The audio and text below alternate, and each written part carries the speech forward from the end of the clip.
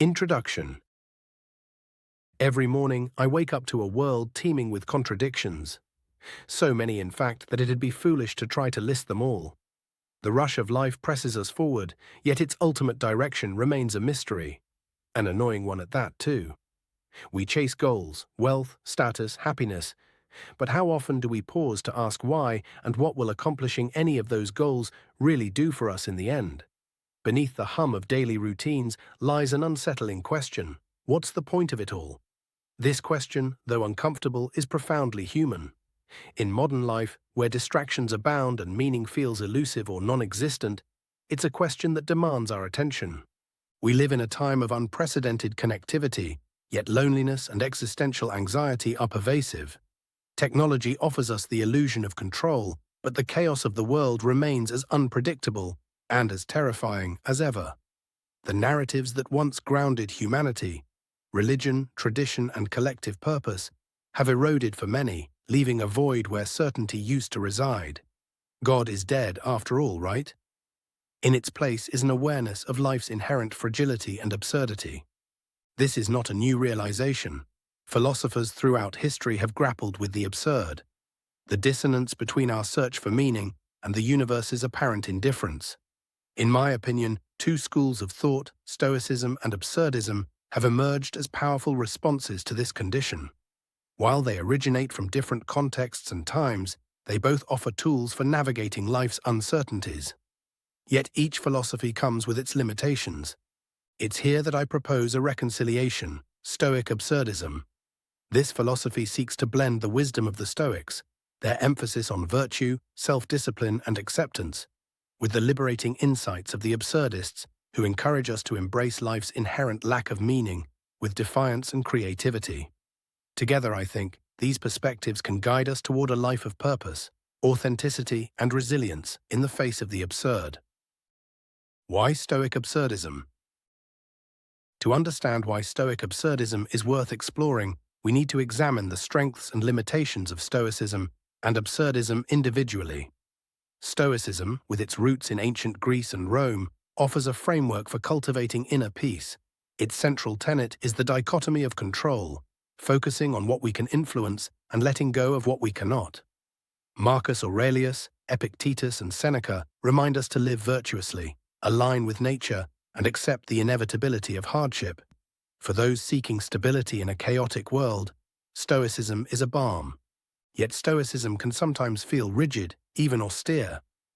Its call for detachment from external outcomes risks being misinterpreted as emotional suppression or disengagement from life's pleasures. It's a philosophy of profound acceptance, but what of rebellion? What of the human need to create meaning even in the face of the meaningless? This is where absurdism enters the conversation. Born from existentialist thought, absurdism, as articulated by Albert Camus, confronts the lack of inherent meaning in the universe.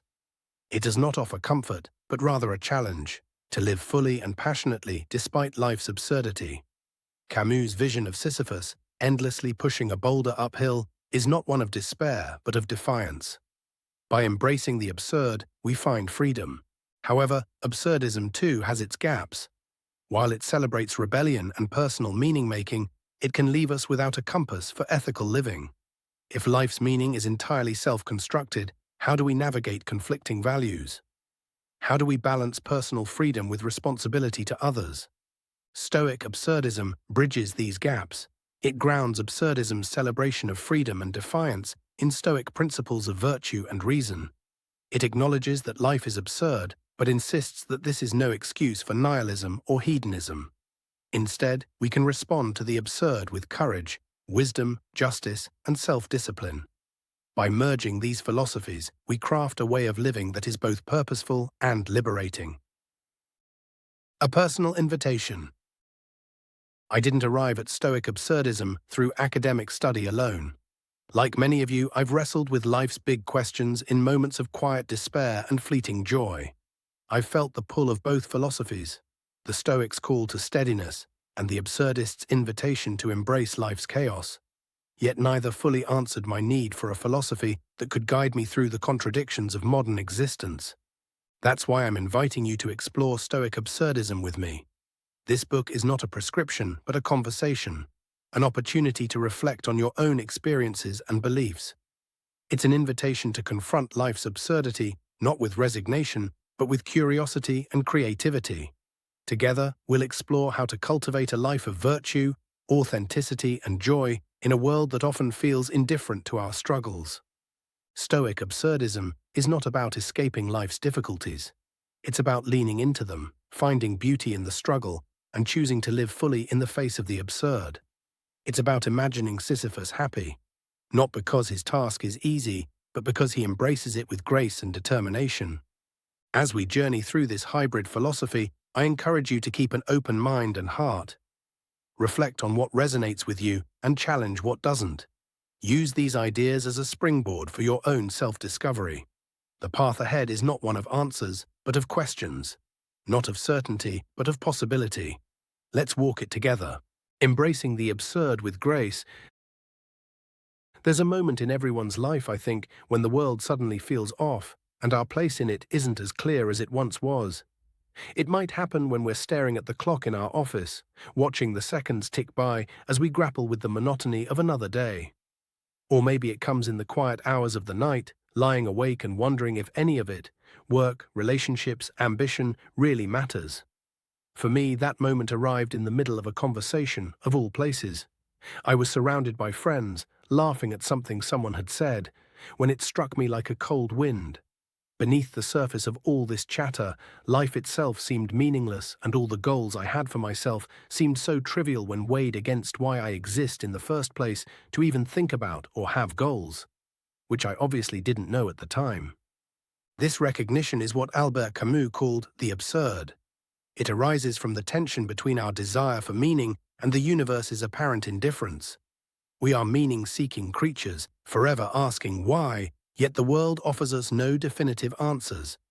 Camus likened this tension to a confrontation. The human longing for clarity meets the silence of an indifferent universe. And the result? A kind of existential dissonance, a realization that life, as it is, lacks inherent purpose. At first glance, this might seem crushing.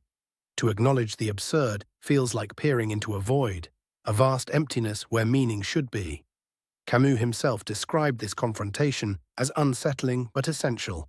He argued that to live authentically, we must first face the absurd with courage.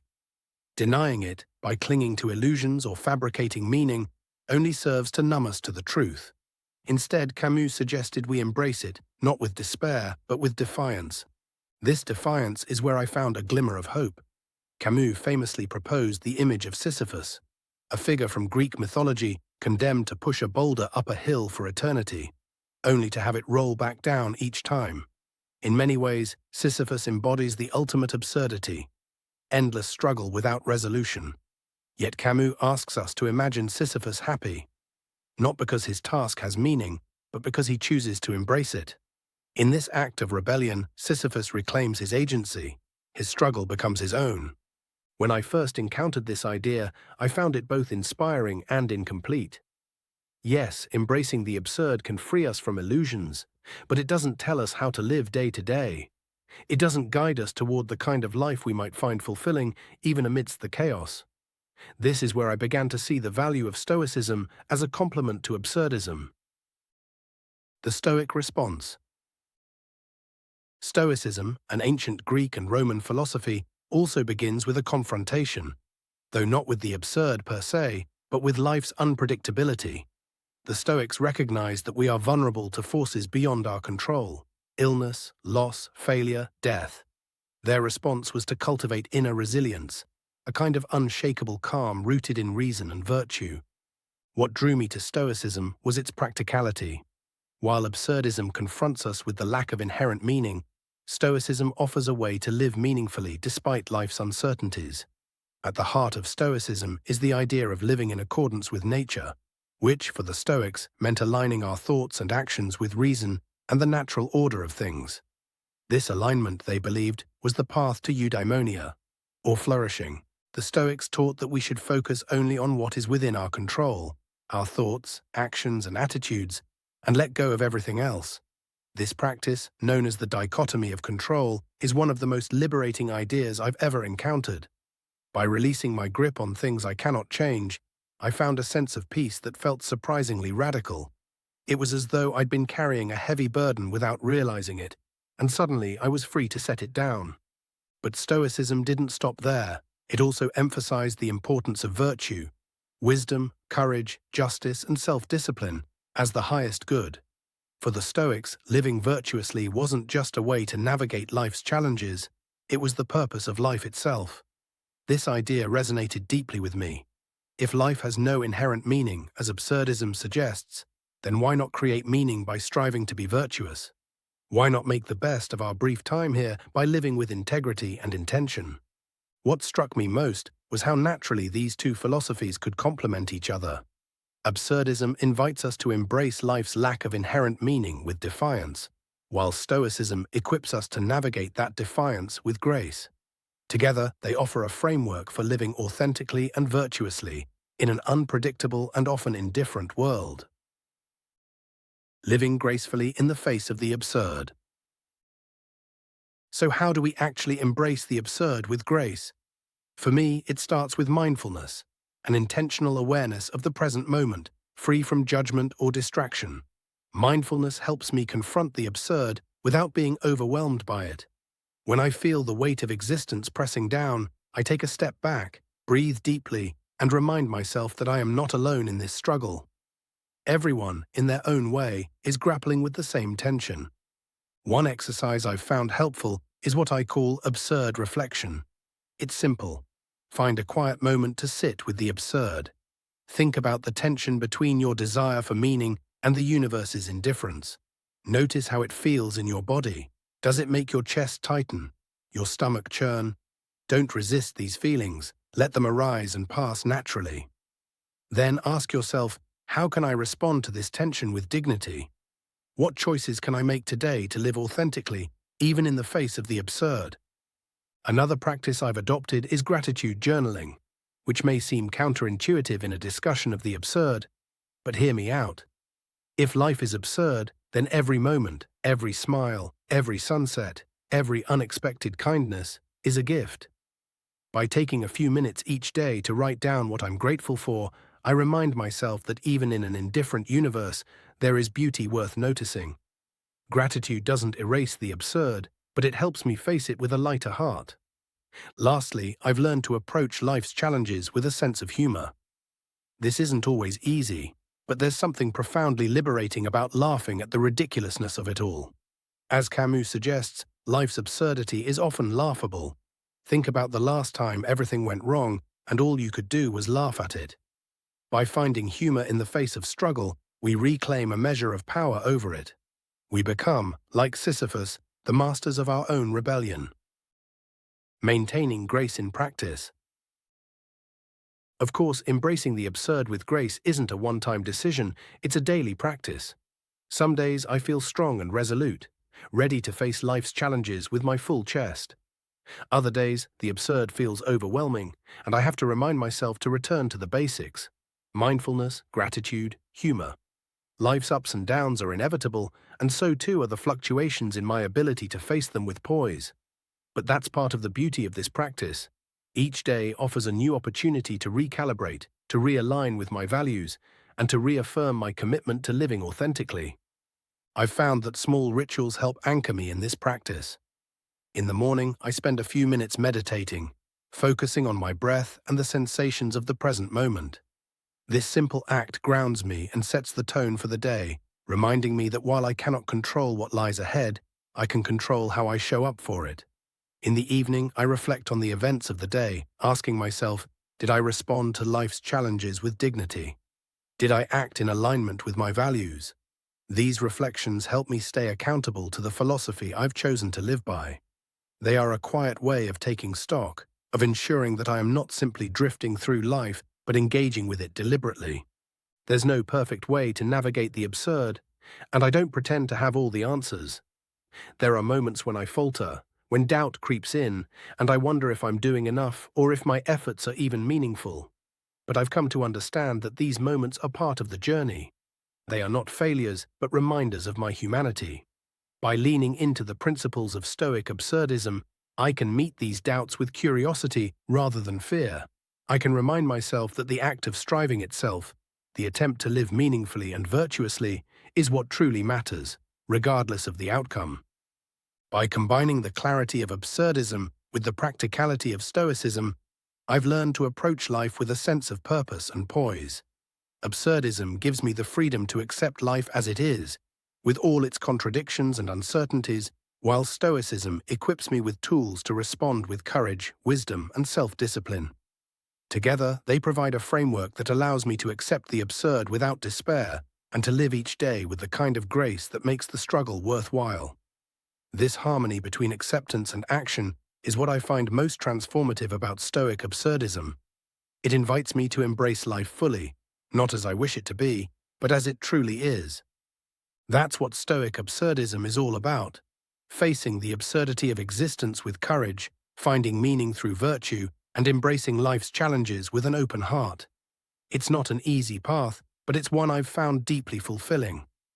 As I continue on this journey, I remind myself that the practice is ongoing, that each day is a new chapter in my engagement with the absurd. And as I grow, I hope to share what I've learned with others, so that together we can navigate the absurd with grace. Ultimately, Stoic Absurdism is not about reaching some perfect state of being. It's about the ongoing process of becoming. It's about learning to balance acceptance and action, to hold space for both the uncertainty of the universe and the certainty of our ability to respond to it with integrity. This practice has taught me that grace is not a destination, but a way of moving through the world, a way of meeting life's challenges with resilience and its joys with gratitude. It has shown me that even in the face of the absurd, life can be meaningful, beautiful, and profoundly worth living. And for that, I am deeply grateful. 5 things to consider. The absurd arises from the clash between humanity's search for meaning and the universe's indifference. Accepting this tension is a necessary step toward living authentically. Denying or avoiding it leads to illusions, but confronting it allows for liberation. As Camus suggests, we should rebel against the absurd by embracing it rather than succumbing to despair. Choosing to live fully, even when life lacks inherent meaning, is a powerful act of defiance that affirms our agency.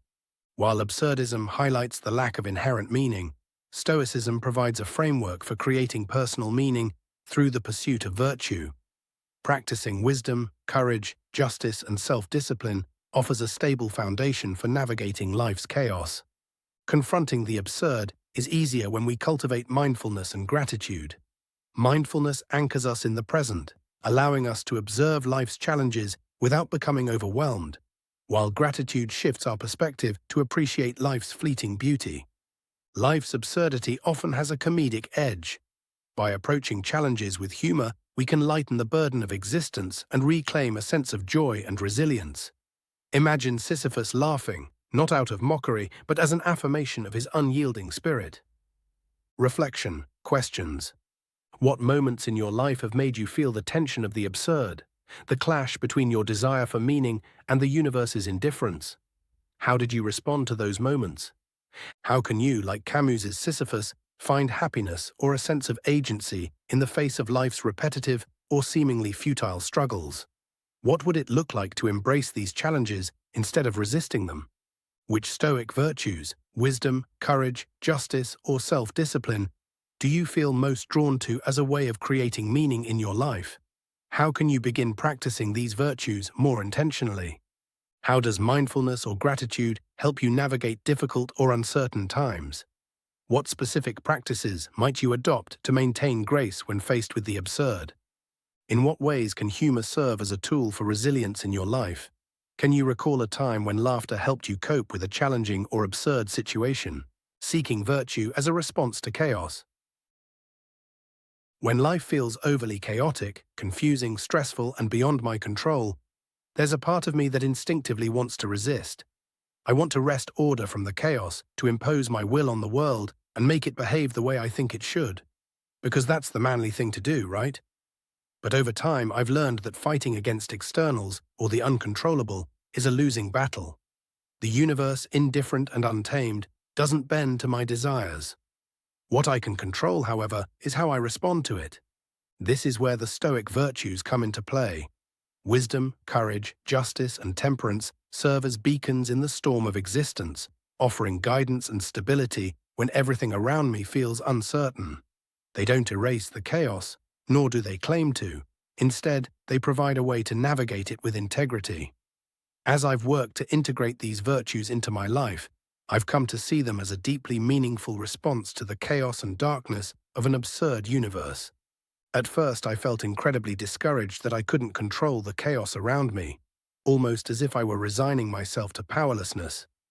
But over time, I realized that this wasn't a call to surrender. It was an invitation to shift my focus inward. The Stoic virtues don't ask me to fix the world or eliminate its chaos. They ask me to become the kind of person who can weather the storm with grace. They encourage me to see life's unpredictability not as a threat, but as an opportunity to demonstrate resilience, integrity, and growth. By anchoring myself in these virtues, I've found a way to not just survive the chaos, but to engage with it meaningfully and emerge stronger from its challenges. Virtue as a foundation. At its core, the Stoic philosophy teaches that virtue is the highest good. Unlike external circumstances, wealth, health, relationships, or success, virtue is entirely within our control. For the Stoics, living virtuously is synonymous with living well. It's not about achieving a specific outcome or avoiding discomfort. It's about aligning our actions with reason and our character with moral excellence. Virtue provides a sense of purpose that is independent of external rewards or recognition, a guiding principle that remains steadfast no matter the challenges we face. In a chaotic universe where so much is unpredictable and impermanent, the Stoic virtues act as an internal compass. They ground us in what we can control, our thoughts, actions, and choices. This perspective has been transformative for me. When I focus on living virtuously, the chaos around me becomes less threatening. It doesn't matter what the universe throws my way. What matters is how I respond. Virtue shifts my focus inward, empowering me to find stability within myself rather than in the fickle circumstances of the external world. For me, this has meant embracing the four cardinal virtues of Stoicism: wisdom, courage, justice, and self-discipline. Wisdom guides me to make thoughtful decisions. Courage helps me face adversity with resilience. Justice reminds me of my responsibilities to others, and self-discipline keeps me grounded in my goals and values. These virtues are not abstract ideals, but practical tools for navigating the complexities of life. They provide clarity and direction, even when the path ahead is uncertain or difficult. Absurdism complements this perspective by reminding us that the universe itself is indifferent to our struggles and triumphs. Life does not promise fairness, nor does it guarantee meaning. This realization could lead to despair, but instead it liberates us. If life is absurd and devoid of inherent meaning, then the responsibility and the freedom to define meaning lies entirely with us. Absurdism challenges us to create purpose through our actions and values, even in the face of life's unpredictability. Together, Stoicism and Absurdism create a powerful framework for engaging with life. Stoicism provides the structure and tools to live virtuously, while Absurdism encourages us to find joy in the process of striving. This synthesis has taught me to focus less on outcomes and more on the integrity of my efforts. I can't control the results of my actions, but I can ensure that my actions align with my principles. In this way, the practice of virtue becomes an end in itself, a way of living authentically and with purpose. As I reflect on how these philosophies have shaped my approach to life, I'm reminded that virtue is not about perfection. It's about striving to live in accordance with our highest ideals, even when we fall short. There are days when I act impulsively or fail to meet the standards I set for myself. But these moments are opportunities for growth, not reasons for despair. They remind me of the importance of humility and the ongoing nature of the journey toward virtue. Ultimately, the combination of Stoic virtue and absurdist acceptance allows me to face life with a sense of balance and perspective. Virtue gives me a clear path forward, a way to act with integrity no matter the circumstances. Absurdism reminds me to embrace the unpredictability of life, to find beauty and meaning in the struggle itself. Together they provide a way of being that is resilient, purposeful, and profoundly human.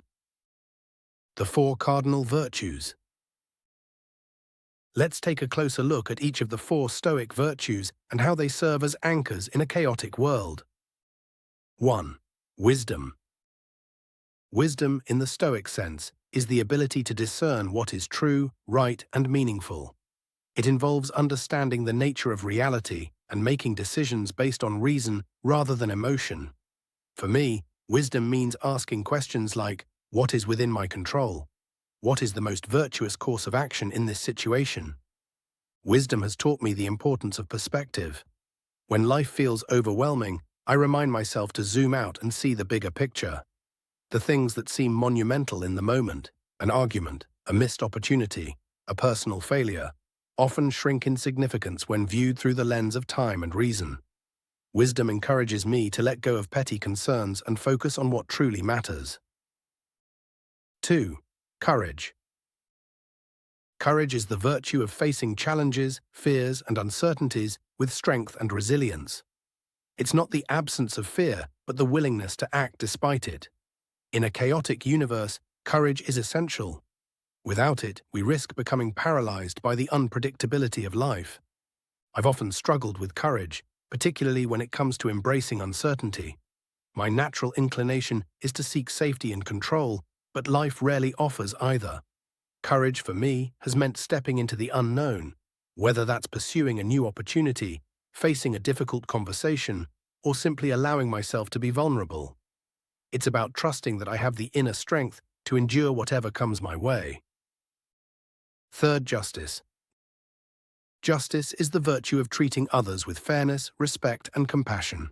It's about recognizing our shared humanity and striving to contribute to the common good. In a chaotic and often unjust world, justice feels like a rebellion against the indifference of the universe. Practicing justice has been one of the most rewarding aspects of Stoicism for me. It reminds me that while I can't control the world, I can influence how I interact with it. Small acts of kindness, standing up for what's right, and considering the needs of others are all ways I try to embody this virtue. Justice connects me to something larger than myself, giving my life a sense of purpose even in the face of absurdity. 4. Temperance. Self-discipline, or temperance, is the ability to govern one's desires and impulses. It's about maintaining balance and moderation, avoiding excess, and staying true to one's values. In a chaotic world full of distractions and temptations, self-discipline is a crucial anchor. For me, self-discipline often comes down to choices. Do I give in to the urge to procrastinate, or do I stay focused on my goals? Do I react impulsively to a frustrating situation, or do I pause and respond thoughtfully? Each decision, no matter how small, is an opportunity to practice self-discipline and strengthen my character. Comparing virtue to Camus's rebellion. In many ways, the Stoic pursuit of virtue parallels Albert Camus's concept of rebellion. For Camus, rebellion is an act of defiance against the absurd, a refusal to succumb to despair. It is the conscious decision to confront life's lack of inherent meaning with creativity and determination. In The Rebel, Camus describes rebellion as a demand for unity and a rejection of the meaningless. This aligns with the Stoic ideal of rising above external circumstances to focus on what is within our control, our thoughts, actions, and pursuit of moral excellence. Both approaches resist passivity and encourage agency in the face of life's challenges. The key difference lies in their framing. Stoicism emphasizes harmony with nature and alignment with reason. It asks us to live in accordance with the rational order of the universe, even as we accept that much of life is beyond our control. Absurdism, on the other hand, focuses on rebellion itself, the act of pushing back against life's chaos and absurdity without expecting resolution. As Camus writes in The Myth of Sisyphus, the struggle itself toward the heights is enough to fill a man's heart. For Camus, meaning is not found in achieving a specific goal, but in the very act of resisting the absurd. For me, combining these perspectives creates a richer philosophy. Stoic virtue provides a framework for navigating life's uncertainties, offering a practical approach to cultivating wisdom, courage, justice, and self-discipline. Camus's Rebellion, in contrast, infuses that framework with passion and purpose. It reminds me that even in a world without inherent meaning, my actions matter, not because they are guaranteed to succeed, but because they reflect my refusal to give in to despair. Together, these ideas encourage a life of intentionality and resilience, a life grounded in reason yet animated by the vitality of rebellion. This synthesis has been transformative in my own journey. When faced with struggles, I've learned to approach them with both Stoic calm and Absurdist defiance. The Stoic in me asks, what is within my power to change? The Absurdist in me asks, how can I engage with this challenge in a way that affirms my freedom and creativity? By answering these questions, I've found that even the most daunting obstacles become opportunities for growth and self-expression. In practice, this means embracing both discipline and spontaneity. Stoic virtue teaches me to stay grounded, to act with integrity even in the face of adversity. Absurdist rebellion, meanwhile, encourages me to inject a sense of playfulness and joy into my efforts. Together, they remind me that while life may be unpredictable and often unfair, I have the power to respond with courage and creativity. As Camus eloquently states in the myth of Sisyphus, one must imagine Sisyphus happy. This happiness comes not from the absence of struggle, but from fully engaging with it. The interplay between these philosophies also highlights the importance of perspective. The Stoic mindset encourages me to focus on the things I can control and let go of the rest, cultivating equanimity in the face of life's trials. Camus's Absurdism, in turn, reminds me to celebrate the act of living itself, to find meaning in the ongoing process of rebellion. When I bring these perspectives together, I feel both grounded and liberated, a paradox that captures the essence of Stoic Absurdism. Ultimately, the union of Stoic virtue and Absurdist rebellion offers a way to navigate life that is both rational and deeply human. It acknowledges the chaos and unpredictability of existence while empowering us to create meaning through our actions and choices. By combining the wisdom of the Stoics with the passion of Camus, I've found a philosophy that not only helps me endure life's challenges, but also inspires me to embrace them. It's a way of being that honors both the mind and the spirit. Practical exercises. Living virtuously isn't about grand gestures, it's about the small daily choices that shape our character over time. Here are a few practices I've found helpful in cultivating the Stoic virtues. 1. Identifying personal values. Start by reflecting on your core values. What principles guide your decisions? What kind of person do you want to be? Writing these down can help clarify your sense of purpose and provide a foundation for living virtuously. For me, this exercise revealed that I value honesty, kindness, and perseverance. Whenever I face a difficult choice, I return to these values and ask myself, what action aligns most closely with the person I want to be? 2. Daily acts of virtue. Virtue isn't an abstract ideal, it's something we practice every day. Commit to performing small acts of virtue, such as practicing patience during a stressful situation, self-discipline, offering support to a friend in need, justice, speaking up for your beliefs even when it's uncomfortable, courage, taking time to reflect on a challenging decision before acting, wisdom. Over time, these small actions accumulate, strengthening your character and deepening your commitment to virtue. 3. Journaling for reflection. Journaling is a powerful tool for cultivating virtue. At the end of each day, take a few minutes to reflect on your actions and choices. Ask yourself, did I act in alignment with my values today? Where did I succeed, and where could I improve? How can I approach tomorrow with greater intention? This practice has been transformative for me. It keeps me accountable to my values and helps me stay focused on what truly matters. 4. Practicing gratitude. Gratitude might not seem directly related to virtue, but it's a powerful way to counteract life's chaos. By focusing on what you're grateful for, you shift your perspective from scarcity to abundance, making it easier to act virtuously. For example, when I feel frustrated or overwhelmed, I try to remind myself of the good things in my life. A supportive friend, a beautiful sunset, the opportunity to learn and grow. 5. Building awareness. Finally, building a sense of and practicing awareness is key to living virtuously. Pay attention to your thoughts, emotions, and actions. Notice when you're tempted to act impulsively or stray from your values, and take a moment to pause and reflect. Awareness creates space for intentionality, allowing you to choose virtue over reaction. A life anchored in virtue. As I've worked to integrate these practices into my life, I've noticed a profound shift. The chaos of the universe hasn't disappeared, but it no longer feels overwhelming.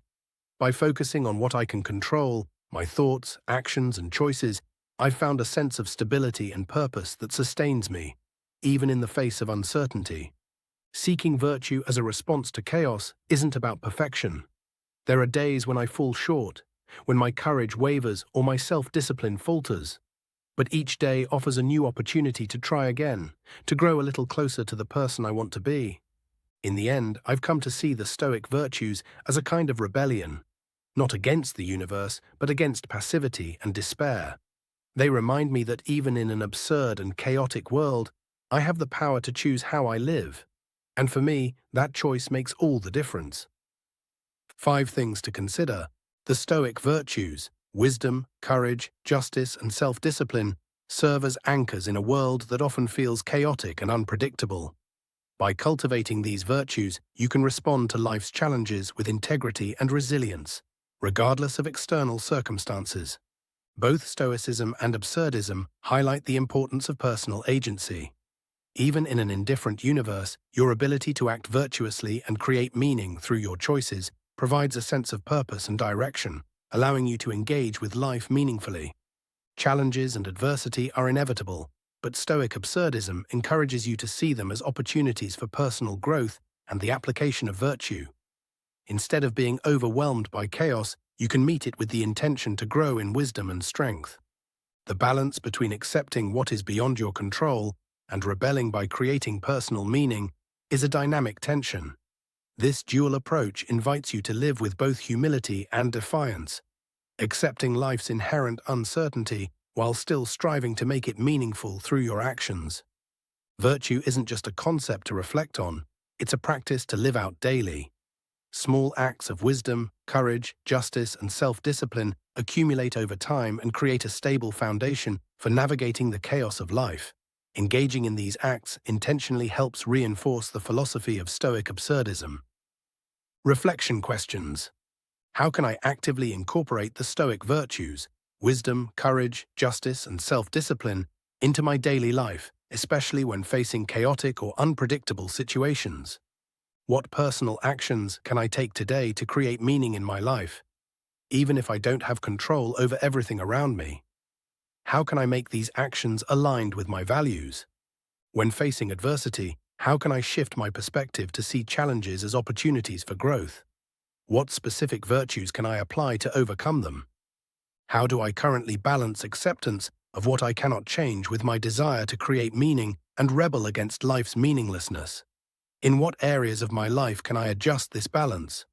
What small, intentional acts of virtue can I commit to each day?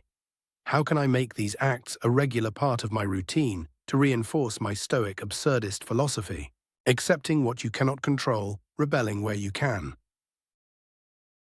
There's a quiet liberation in realizing that not everything is mine to control. For much of my life, I wrestled with situations that seemed unfair, overwhelming, or simply indifferent to what I wanted for myself. I thought if I worked hard enough, planned carefully enough, or worried obsessively, I could bend the world to my will. Yet time and again, I was proven wrong. Life moved in ways I hadn't anticipated, unraveling my best-laid plans. In those moments, I felt powerless, caught in a current far stronger than my ability to navigate. Eventually, I came across the Stoic concept of the dichotomy of control, and everything began to shift.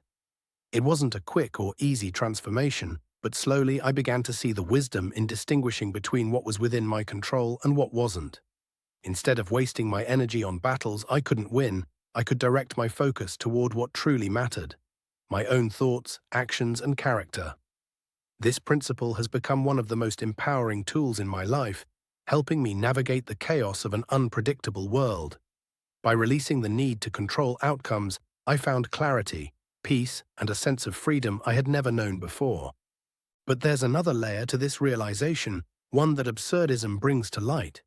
While I've learned to accept what I cannot control, I've also found value in rebelling against the meaninglessness of existence. This rebellion isn't about raging futilely against the universe. It's about asserting my agency by creating personal meaning. The absurd demands that I confront the tension between my longing for purpose and the indifference of the world. But it also gives me the freedom to define my own life. It's in this act of rebellion, this deliberate choice to engage with life despite its lack of guarantees, that I find a deeper, more enduring sense of purpose. This dual approach, accepting the limits of control while defying the absurd, has transformed how I see myself and the world. I no longer feel the need to force life into a predetermined shape, nor do I feel defeated by its inherent uncertainty. Instead, I approach each day as an opportunity to focus on what I can influence and to find meaning in my engagement with the world. Some days, this means simply showing up with integrity and resilience. Other days, it means embracing the small joys that make life beautiful despite its imperfections. What makes this balance so powerful is its practicality. In my daily life, I use the Stoic principle of focusing on my sphere of influence to ground myself when external events feel overwhelming. If I'm faced with a difficult situation at work or a conflict in a relationship, I remind myself to ask, what is within my power here? Often the answer lies in how I choose to respond, not in how others behave or circumstances unfold. Absurdism complements this by reminding me to embrace life's unpredictability with curiosity and creativity. It's not about controlling everything, but about participating fully in the process, even when the outcomes are uncertain. Together, Stoicism and Absurdism have taught me that while I cannot control life's chaos, I can shape my response to it. I can focus on living virtuously and finding joy in the act of striving, rather than fixating on the results. This doesn't mean life becomes easy, but it does become more meaningful. When I release the illusion of control and embrace the challenge of creating meaning, I find a sense of liberation that sustains me through even the most turbulent times. Adding this perspective to my life has been a journey of learning and unlearning, of confronting my own tendencies toward perfectionism and surrendering to the flow of existence. It's a daily practice, one that requires mindfulness and effort, but the rewards are profound. By combining Stoic acceptance with absurdist rebellion, I've come to see life not as something to conquer, but as something to participate in fully, with all its messiness, unpredictability, and wonder. The Stoic dichotomy of control.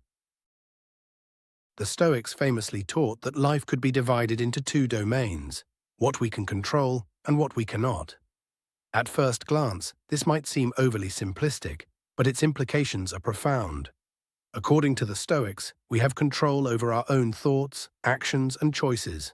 Everything else, external events, the opinions of others, the outcomes of our efforts, is outside our sphere of influence. This foundational teaching, echoed in the writings of Epictetus, serves as a compass for navigating the complexities of life. In the Enchiridion, Epictetus reminds us, "Make the best use of what is in your power, and take the rest as it happens." These words resonate deeply with me, as they encapsulate the essence of living in harmony with what is within and beyond our control.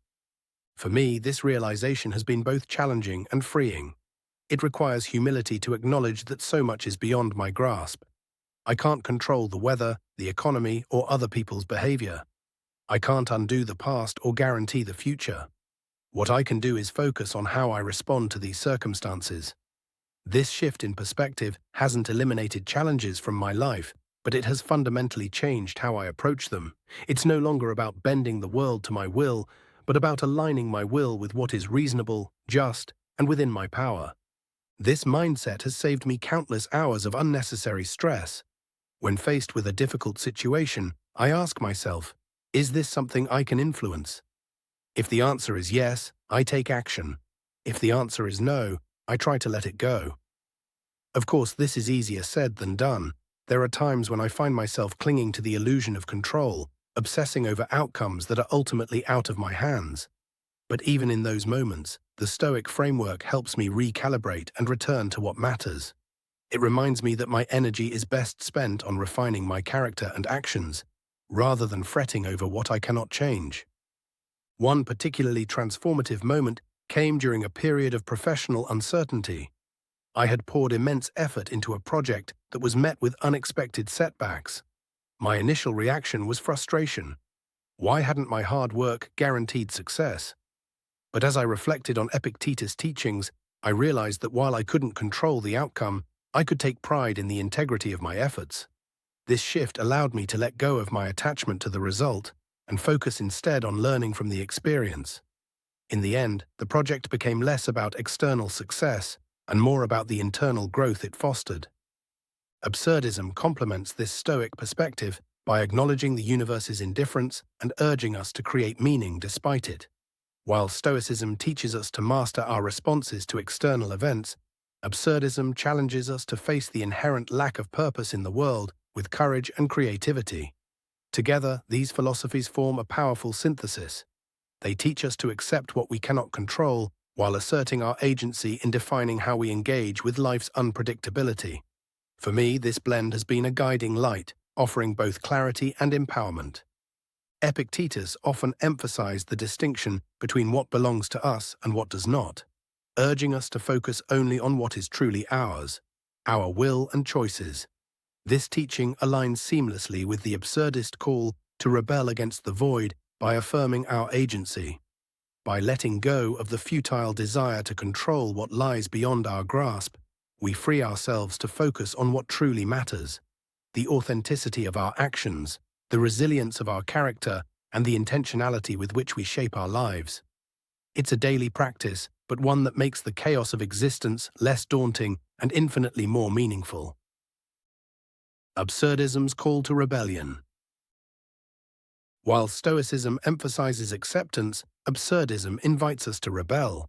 According to Albert Camus, the absurd arises from the tension between humanity's search for meaning and the universe's indifference. It's a confrontation with the realization that life has no inherent purpose. For many, this realization feels crushing, but Camus saw it as an opportunity. Instead of despairing, we can choose to rebel against the absurd by creating our own meaning. This rebellion is not a denial of the absurd. It's a response to it. It's an act of defiance, a way of asserting our freedom in an indifferent world. For me, this idea is deeply empowering. While I can't impose meaning on the universe, I can shape the meaning of my own life.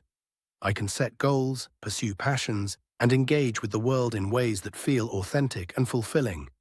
Combining this with Stoicism creates a powerful synergy. Stoicism teaches me to accept the limits of my control, while Absurdism reminds me that within those limits I have the freedom to create. Together they offer a balanced approach to life. Accept what you cannot change, and rebel where you can. Practical exercises: navigating control and rebellion. Living out this philosophy requires practice. It's not enough to understand these principles intellectually. I have to engage with them in my daily life. Here are some exercises that have helped me embrace the dichotomy of control and the absurdist call to rebellion. 1. Journaling. What's in my control? I know I'm mentioning journaling again, but it's so powerful when done consistently. Each morning or evening, I take a few minutes to journal about the challenges I'm facing. I list them out and divide them into 2 categories. What I can control: my attitude, actions, and decisions. What I cannot control: external events, other people's behavior, or random occurrences. This exercise helps me focus my energy where it matters. For example, if I'm worried about a meeting at work, I remind myself that I can prepare thoroughly, something within my control, but I can't dictate how others will respond. Recognizing this distinction allows me to approach the situation with greater clarity and calm. 2. Setting personal goals for rebellion. Rebellion against the absurd doesn't have to be grandiose. It can take the form of small, deliberate acts of creation and meaning-making. I make a habit of setting personal goals that feel purposeful, whether it's starting a creative project, volunteering in my community, or simply spending quality time with loved ones. These goals give my life a sense of direction, even in the face of uncertainty. They remind me that while I can't control the ultimate meaning of existence, I can shape the moments that fill my days. 3. Mindfulness and letting go. Mindfulness practices, such as meditation or deep breathing, have been invaluable in helping me accept what I cannot control. When I notice myself becoming fixated on an uncontrollable situation, I take a moment to pause and center myself. I ask, is this worth my energy? Often the act of acknowledging my lack of control is enough to release the tension. It's not about suppressing my emotions, but about redirecting them towards something more constructive. 4. Embracing small victories. Rebellion doesn't always have to involve monumental efforts. Sometimes it's about celebrating small victories, completing a task, learning something new, or overcoming a personal challenge. Each of these moments is an act of defiance against the chaos of life, a reminder that I have the power to make a difference in my own sphere. 5. Visualizing the circle of influence. I often visualize a circle that represents my sphere of influence. Inside the circle are the things I can control, and outside are the things I cannot. This mental image helps me stay grounded when I feel overwhelmed. It reminds me to focus my efforts within the circle and let go of what lies beyond its borders.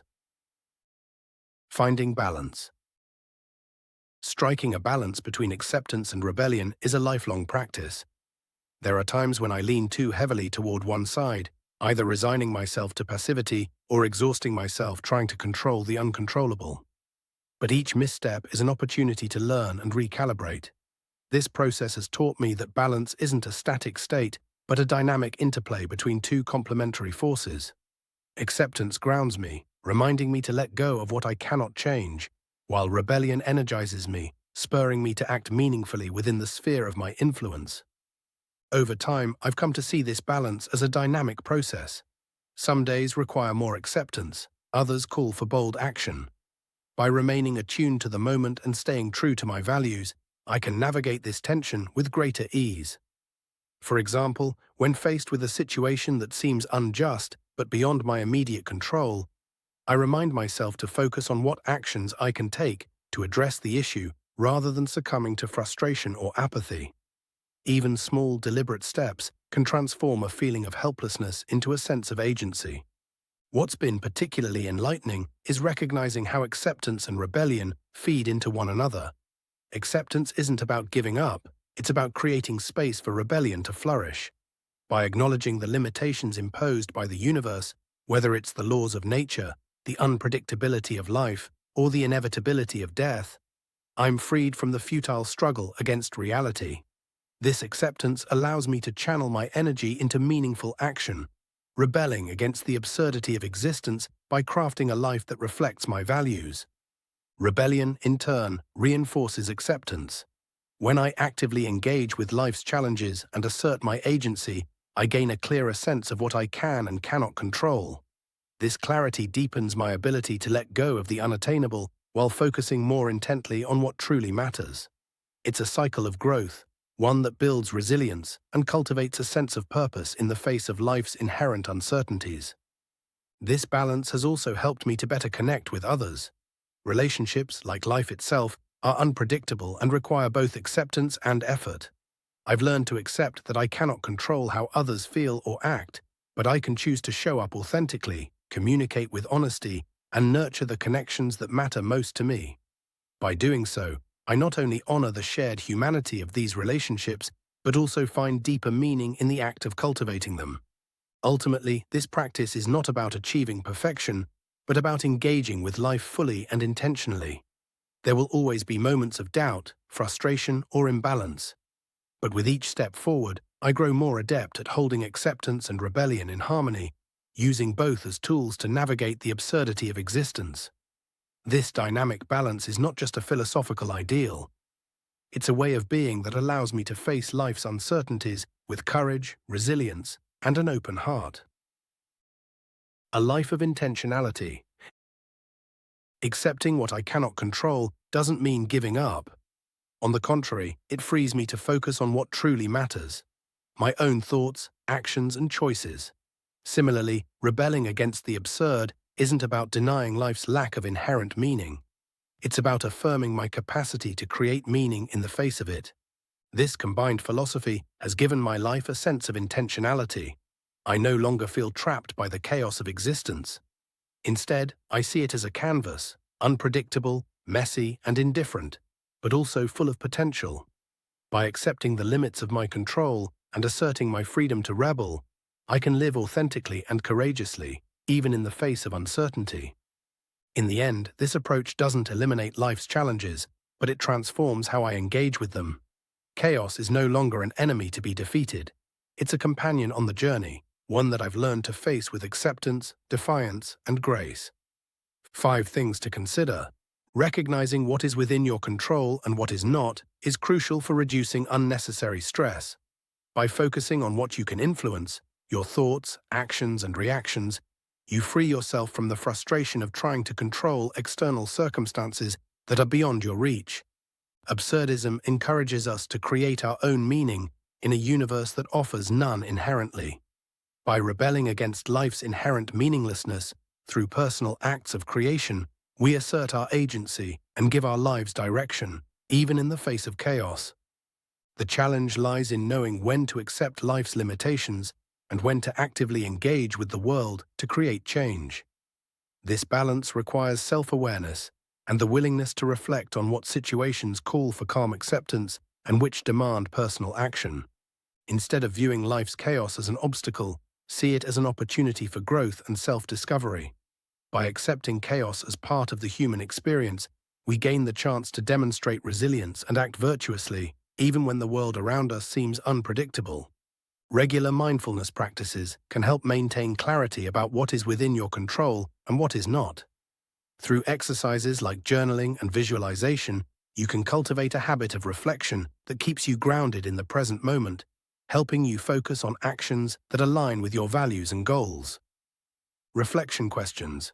What are some situations in my life where I'm trying to control things beyond my power, and how can I shift my focus to what I can actually influence?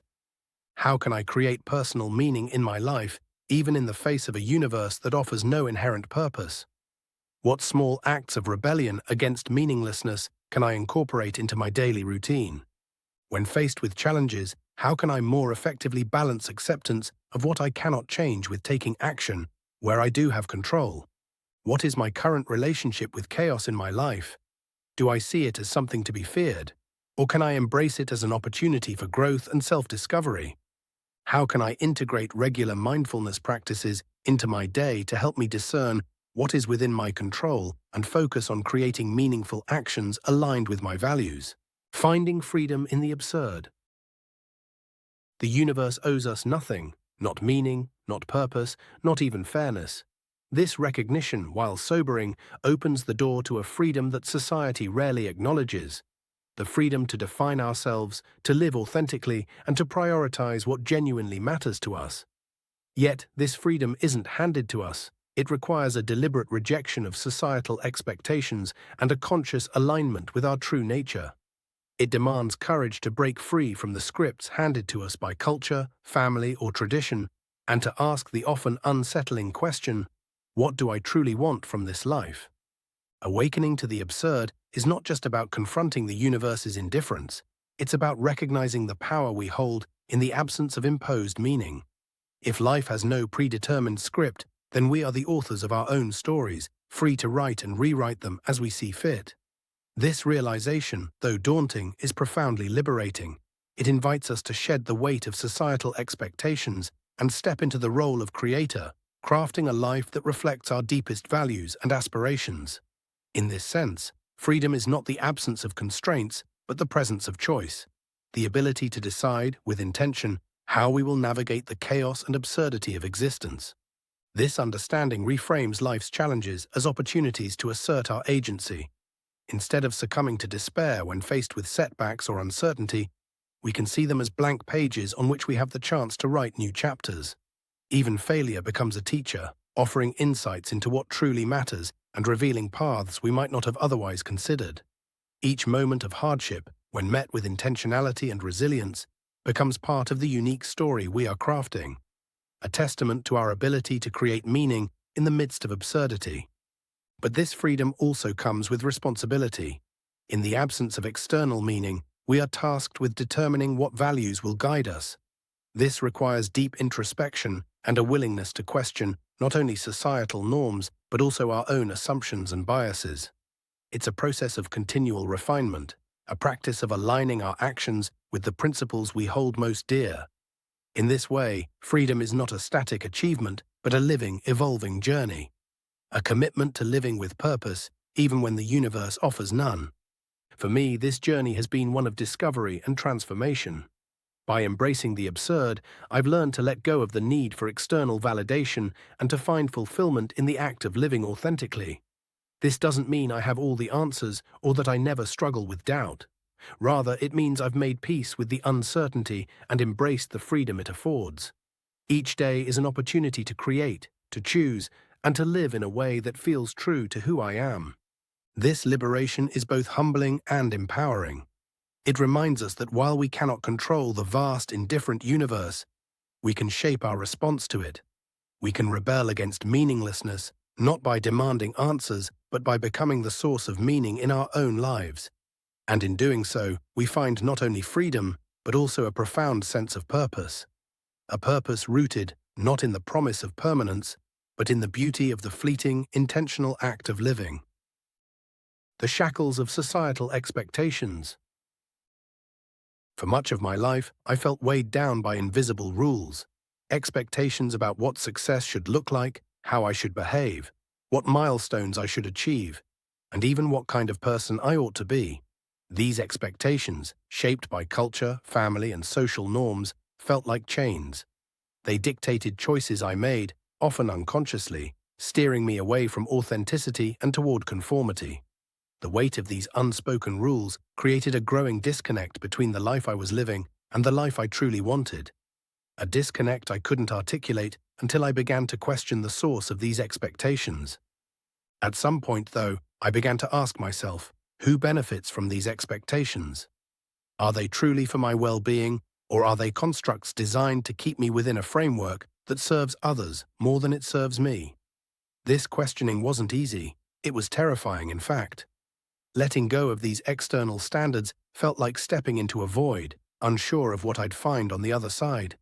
But it was also liberating, opening a door to a different way of being, one where I could start defining success, purpose, and happiness on my own terms. But the truth is, societal expectations often perpetuate the illusion of control and certainty. They promise security if only we comply. Follow this career path, adopt these values, live this lifestyle, and you'll be happy. Yet happiness eludes so many of us who play by those rules. The absurdity of this bargain becomes glaringly apparent once we realize that society cannot provide meaning or fulfillment. It can only impose a set of guidelines that may or may not resonate with who we truly are. And when those guidelines fail to deliver, we're often left disillusioned, wondering where we went wrong, as if the fault lies with us rather than the framework itself. Stepping away from these societal constructs requires courage. It means embracing uncertainty and relinquishing the idea that happiness is a destination provided by external markers of success. Instead, it involves a turn inward, a commitment to discovering what truly matters to us as individuals. For me, this shift was transformative. It allowed me to see that many of the rules I'd been following weren't universal truths. They were merely ideas handed down to me, ones I had the power to accept, modify, or reject altogether. This isn't to say the process is smooth or without conflict. Letting go of deeply ingrained expectations often comes with resistance, both from within and from the world around us. There's a fear of judgment, of isolation, of stepping into a path that feels unconventional or even risky. But as I've navigated these fears, I've realized that living authentically is worth the discomfort. It's a rebellion not just against societal norms, but also against the absurdity of living a life that isn't truly mine. Ultimately, shedding societal expectations isn't about rejecting everything the world offers. It's about discerning what aligns with our values and what doesn't.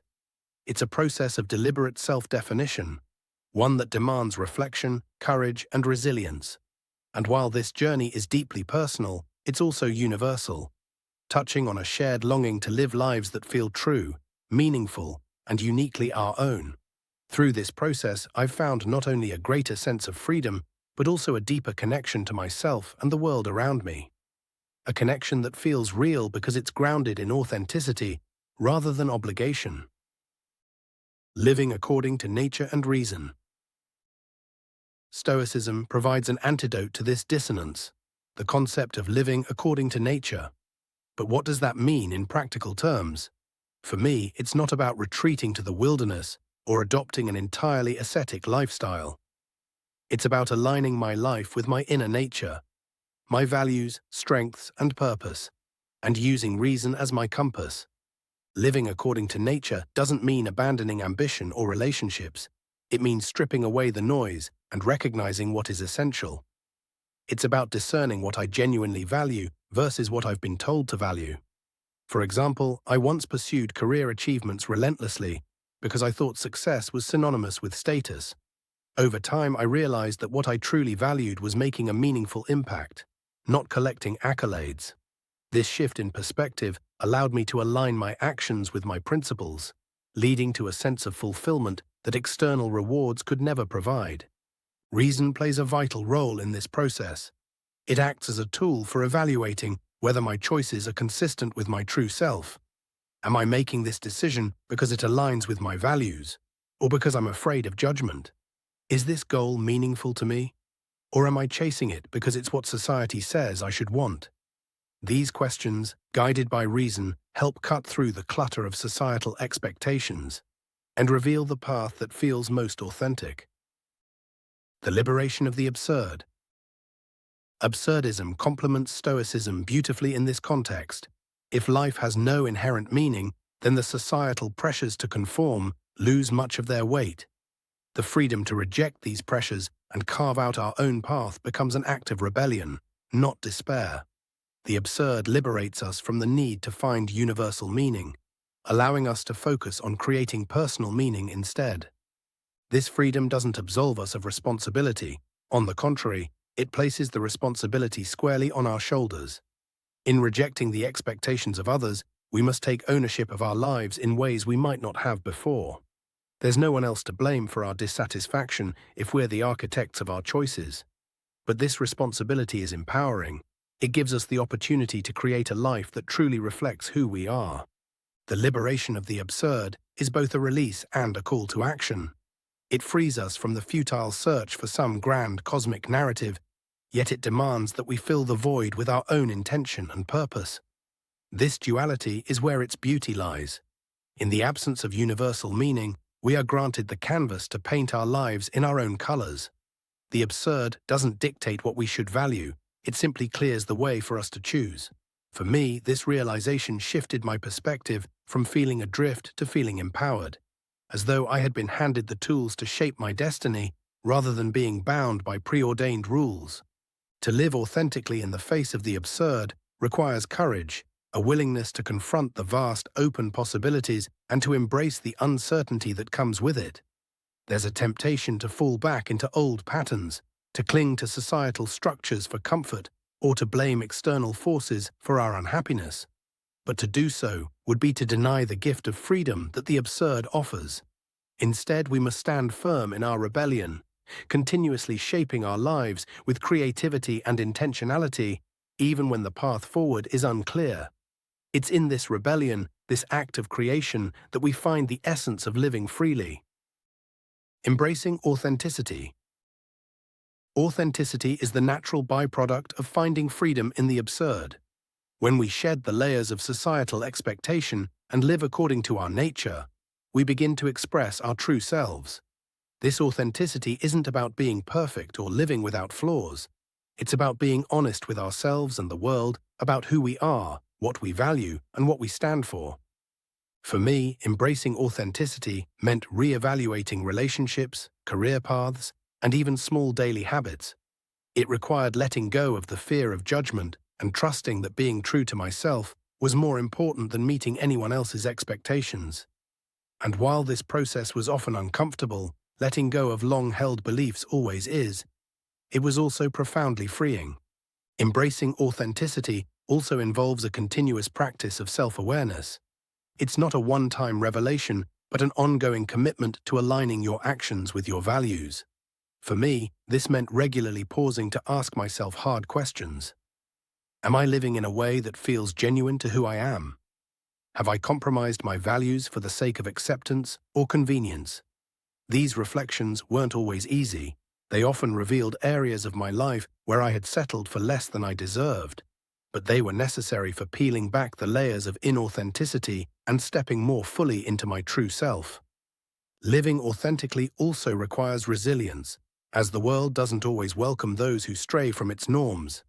There were times when my choices were met with resistance or misunderstanding, and I had to remind myself that authenticity wasn't about gaining approval, but about living in alignment with my principles. Over time, I've come to see these moments not as setbacks, but as confirmations that I was on the right path. Each step toward authenticity brought a sense of liberation and clarity that made the challenges worth enduring. It's through this process of honest self-expression that I've found a deeper connection to both myself and the world around me. Practical exercises. To integrate this idea into your own life, consider the following exercises. Identifying societal expectations. Take some time to journal about the expectations you feel from society, your family, or your peers. What beliefs or pressures guide your decisions? Which of these feel authentic and which feel imposed? Assessing alignment with your nature. Reflect on areas of your life where you feel a disconnect between what you're doing and what you value. Are there choices you've made that don't align with your true self? Creating a freedom plan. Identify one or two societal expectations that conflict with your personal authenticity. Develop a plan to gradually let go of these expectations and prioritize actions that align with your values. Practicing self-honesty. Commit to a daily or weekly reflection practice where you ask yourself, am I living in alignment with my nature? Am I acting out of fear of judgment or a genuine desire to live authentically? Setting personal boundaries. Freedom requires boundaries. Identify areas where you need to set limits to protect your authenticity, whether it's in relationships, work, or other commitments. Finding freedom in the absurd isn't a one-time realization, it's a daily practice. It's a commitment to living according to your values, even when societal pressures try to pull you in other directions. It's a willingness to confront the discomfort of stepping outside the norm in pursuit of authenticity. And it's an acceptance of the responsibility that comes with carving out your own path in an indifferent universe. In embracing this philosophy, I've found that the freedom it offers isn't about escaping the chaos of life. It's about thriving within it. It's about standing firmly in the storm, guided by reason and virtue, and choosing to live authentically despite the absurdity of existence. And in doing so, I've discovered a sense of liberation that no societal approval or external achievement could ever provide. 5 things to consider. Reflect on how societal norms and external pressures influence your decisions and behavior. Consider whether these expectations align with your authentic self, or if they create a disconnect between who you are and how you live. Explore what it means to live according to your inner nature and values. This involves identifying what genuinely matters to you and using reason to guide your choices rather than conforming to societal demands. Embracing the absurd provides the freedom to reject societal expectations and define your own path. This rebellion isn't about rejecting responsibility, but about reclaiming the right to live authentically and create personal meaning. Authenticity isn't an innate state, but a continuous practice. Living authentically requires self-honesty, regular reflection, and the courage to prioritize your values over societal approval. True freedom comes with the responsibility to shape your life according to your principles. Without the external structure of societal expectations, you must actively create meaning and purpose, taking ownership of your decisions and their outcomes. Reflection questions. What societal expectations or external pressures have the greatest influence on my decisions, and how do they align or conflict with my personal values and sense of self? What does living authentically mean to me, and how can I identify areas in my life where I'm not being true to myself? How can I use reason and self-reflection to evaluate my current path and ensure it aligns with my nature and values rather than external expectations? In what ways can I rebel against societal norms that don't resonate with me? And how can this rebellion lead to a greater sense of personal freedom? What steps can I take to balance the freedom to live authentically with the responsibility to create a meaningful and purpose-driven life? Living fully in the present. Life is fleeting. This isn't just a philosophical observation, it's an undeniable fact. Yet, despite its obviousness, it's something we often avoid confronting. For years, I treated time as an infinite resource, moving through life as though there would always be more time to do what mattered. It wasn't until I began grappling with the Stoic and Absurdist perspectives on existence that I realized the profound beauty and urgency of living fully in the present. The Stoics teach us to embrace the present moment, not as an escape from the past or future, but as the only reality we truly possess. Marcus Aurelius reminds us in Meditations that you could leave life right now. Let that determine what you do and say and think. At first, this notion struck me as morbid. Who wants to dwell on the inevitability of death? But the more I sat with it, the more I understood its liberating power. Acknowledging the brevity of life doesn't diminish its value, it enhances it. Every moment becomes more precious when you realize how quickly it can slip away. Absurdism adds its own twist to this realization. If life has no inherent meaning, then the transient nature of existence is no tragedy, but an invitation to appreciate what is here and now. Albert Camus wrote of finding joy in the absurd struggle, of choosing to live fully despite the lack of cosmic significance. For me, this idea opened the door to a new way of seeing. I stopped asking, "What does it all mean?" and began asking, "What can I do with this moment?" The absurd revealed itself not as a void, but as an opportunity to fill each fleeting moment with meaning of my own creation. The weight of the future and the shadows of the past. For much of my life, I was caught between the past and the future. The past would haunt me with regrets and missed opportunities, while the future loomed with its endless uncertainties. Both felt like weights pulling me away from the present. I'd replay conversations, analyze choices, and worry endlessly about things I couldn't control. Looking back now, I see how much of life I missed while trapped in this cycle. Stoicism provided the first glimpse of freedom.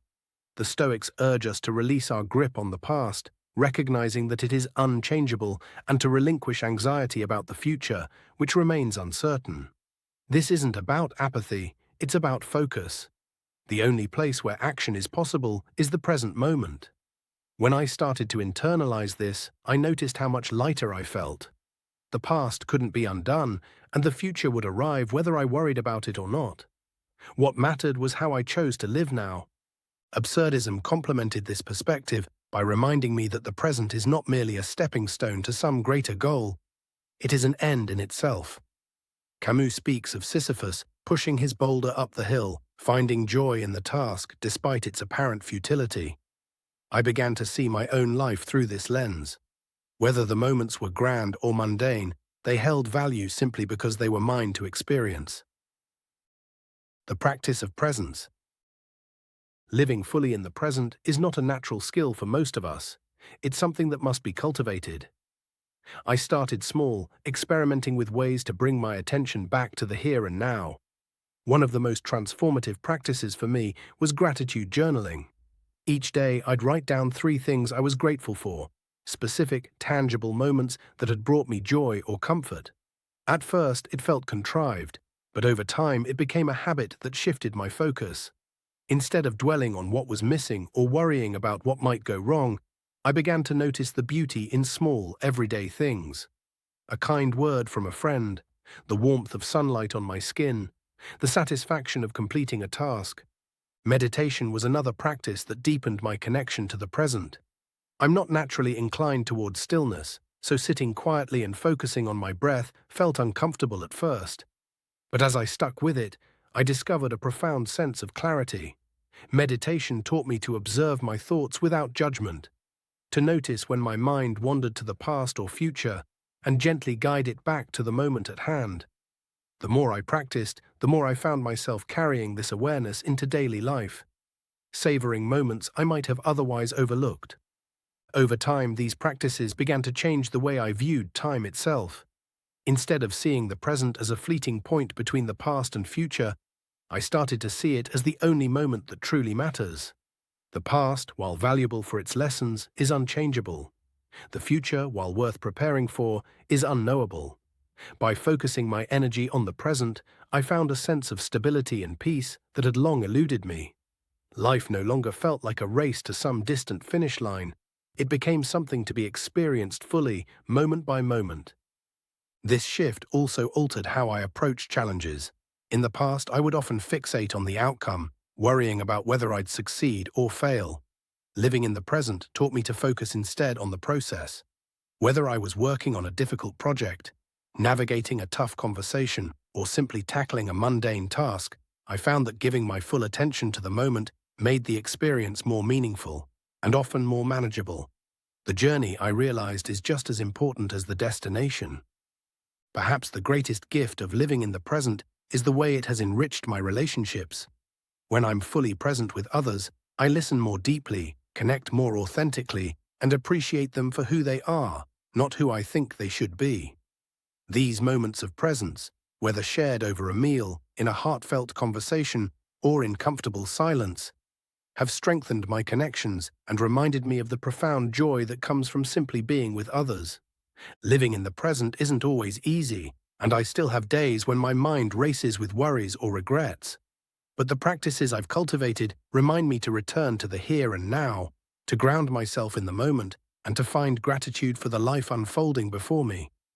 In a world that constantly pulls us toward distraction and dissatisfaction, this commitment to presence feels like an act of rebellion and a profound source of peace. Finding beauty in the transient. There's an undeniable sadness in the fleeting nature of life, but there's also profound beauty. Cherry blossoms in full bloom are breathtaking, not despite their brief existence, but because of it. Their transience makes them precious, reminding us to appreciate them before they're gone. Life is no different. Each moment is a cherry blossom, a brief, radiant instant that will never return. This realization has changed how I approach my days. I try to see the beauty in what's around me, even when life feels ordinary or difficult. The laughter of a loved one, the taste of a favorite meal, the sound of rain against the window. These small moments are the fabric of life. They may not seem significant, but they're what make life worth living. Absurdism taught me to embrace these fleeting joys without needing them to add up to some larger purpose. Their beauty lies in their impermanence. Stoicism reinforced this perspective by emphasizing the importance of living in harmony with nature and accepting its cycles. Nothing lasts forever, and that's okay. To rail against impermanence is to fight a losing battle. To embrace it is to find peace. When I stopped clinging to the idea that things should last forever, I began to appreciate them more fully for what they were. The challenges of staying present. Of course, living in the present isn't always easy. There are days when my mind insists on revisiting old regrets or rehearsing future scenarios, pulling me away from the here and now. On those days, I remind myself that presence is a practice, not a destination. It's something I return to again and again, like a ship steering back on course. One of the greatest challenges I've faced is balancing mindfulness with ambition. How do I stay present while still working toward future goals? The answer I've found lies in the quality of my attention. When I'm fully engaged in what I'm doing, even if it's part of a larger plan, I'm living in the present. The key is to focus on the task at hand without letting my mind wander too far ahead. Another challenge is accepting that not every moment will be enjoyable. Living fully in the present doesn't mean forcing ourselves to feel happy all the time. It means being honest about our experiences. Even when they're difficult, some moments are painful or mundane, but they're still part of the tapestry of life. By staying present with them, I've found that I'm better able to cope and even find meaning in them. Practical exercises for living in the present. Gratitude journaling. Set aside a few minutes each day to reflect on what you're grateful for. Write down 3 specific things that brought you joy, comfort, or meaning. Over time, this practice will train your mind to notice and appreciate the positive aspects of your life. Mindful breathing. Take a few minutes each day to focus on your breath. Notice the sensation of air entering and leaving your body. If your mind wanders, gently bring it back to your breath. This simple practice can help ground you in the present moment. Sensory awareness. Choose a mundane activity, such as eating a meal, washing dishes, or walking, and do it with full attention. Notice the sights, sounds, smells, tastes, and textures. Engage your senses fully and let the experience anchor you in the now. Time reflection. At the end of each day, take a moment to reflect on how you spent your time. Were there moments when you were fully present? Were there times when your mind was elsewhere? Use these reflections to guide your practice moving forward. Pause and savor. Throughout the day, consciously pause to appreciate what's around you. Whether it's a moment of quiet, a kind gesture, or a beautiful view, take a few seconds to savor it fully before moving on. A life worth living. Living fully in the present has transformed the way I experience life. It hasn't eliminated challenges or uncertainties, but it has given me a sense of grounding and clarity that I didn't have before.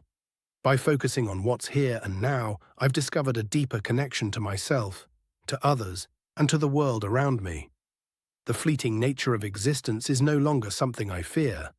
It's something I celebrate. Each moment, however brief, is an opportunity to live with intention and gratitude. Stoicism and Absurdism, in their own ways, have taught me that life's value doesn't come from its permanence or its grandiosity. It comes from the richness of our experiences and the meaning we create in the moments we have. By living fully in the present, I've found a way to honor the absurdity of existence while embracing its beauty. It's not a perfect practice, but it's a fulfilling one, a way of being that makes life, however fleeting, worth living. 5 things to consider. Life's fleeting nature enhances the value of the present. The recognition that each moment is unique and impermanent invites us to engage fully with it, appreciating its beauty and significance. Cultivating gratitude shifts our focus from what is lacking or uncertain to what we have now.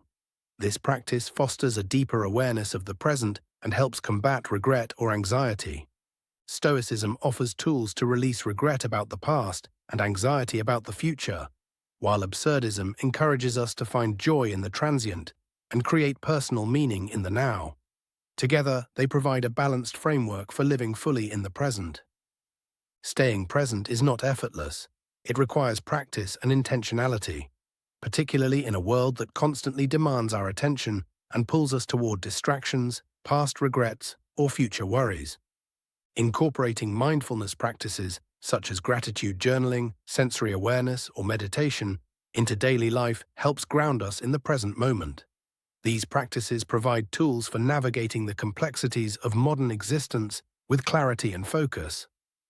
Reflection questions. How often do I find myself truly present in the moment, and what factors typically distract me from experiencing the now fully? Reflect on the barriers to presence in your daily life and how they might be addressed. What specific moments in my life have felt the most vivid and meaningful, and what allowed me to fully engage with them? Consider what these moments reveal about the importance of being present. In what ways does my perspective on life's impermanence influence my ability to appreciate the present? Explore whether the fleeting nature of existence brings gratitude, urgency, or anxiety, and how you can align it with a positive mindset. How can I use gratitude to enhance my awareness of the present moment? Think about how gratitude journaling or other practices could help you cultivate a deeper connection with your current experiences. What practical steps can I take to build mindfulness into my daily routine? And how might these steps help me live more fully in the present? Identify specific habits or practices that could anchor you in the now and examine their potential impact on your life. Creating meaning through purposeful action. There's something profoundly empowering about the realization that life's meaning isn't handed to us. For many, this idea can feel daunting at first, even disorienting. If there's no inherent purpose, no grand design guiding our actions, then what's the point? But as I've grappled with this question, I've come to see it not as a void, but as an opportunity, a blank canvas on which we are free to paint a life uniquely our own. For me, creating meaning has always been tied to action. It's not enough to sit and think about what life might mean. Meaning comes alive only when we engage with the world, with others and with ourselves. Both Stoicism and Absurdism, in their own ways, echo this sentiment. They remind us that it's through purposeful action, through our choices, commitments, and efforts, that we craft a life worth living. What I find most compelling about this idea is its egalitarian nature. Meaning isn't reserved for the privileged few, nor is it something we must earn through external achievements. It's available to anyone willing to engage with life intentionally. A simple act of kindness, a creative endeavor, or even the decision to persevere through hardship. These are all ways we imbue our lives with meaning. In this way, meaning is not a distant goal, but a practice, something we cultivate moment by moment. This perspective has transformed how I approach even the most mundane aspects of life. Tasks that once felt tedious or insignificant now hold a deeper significance because I see them as part of the larger tapestry of meaning I'm creating. Washing the dishes, for example, isn't just a chore. It's an act of care for my environment. A conversation with a friend isn't just passing time. It's an opportunity to strengthen a bond, to connect on a human level.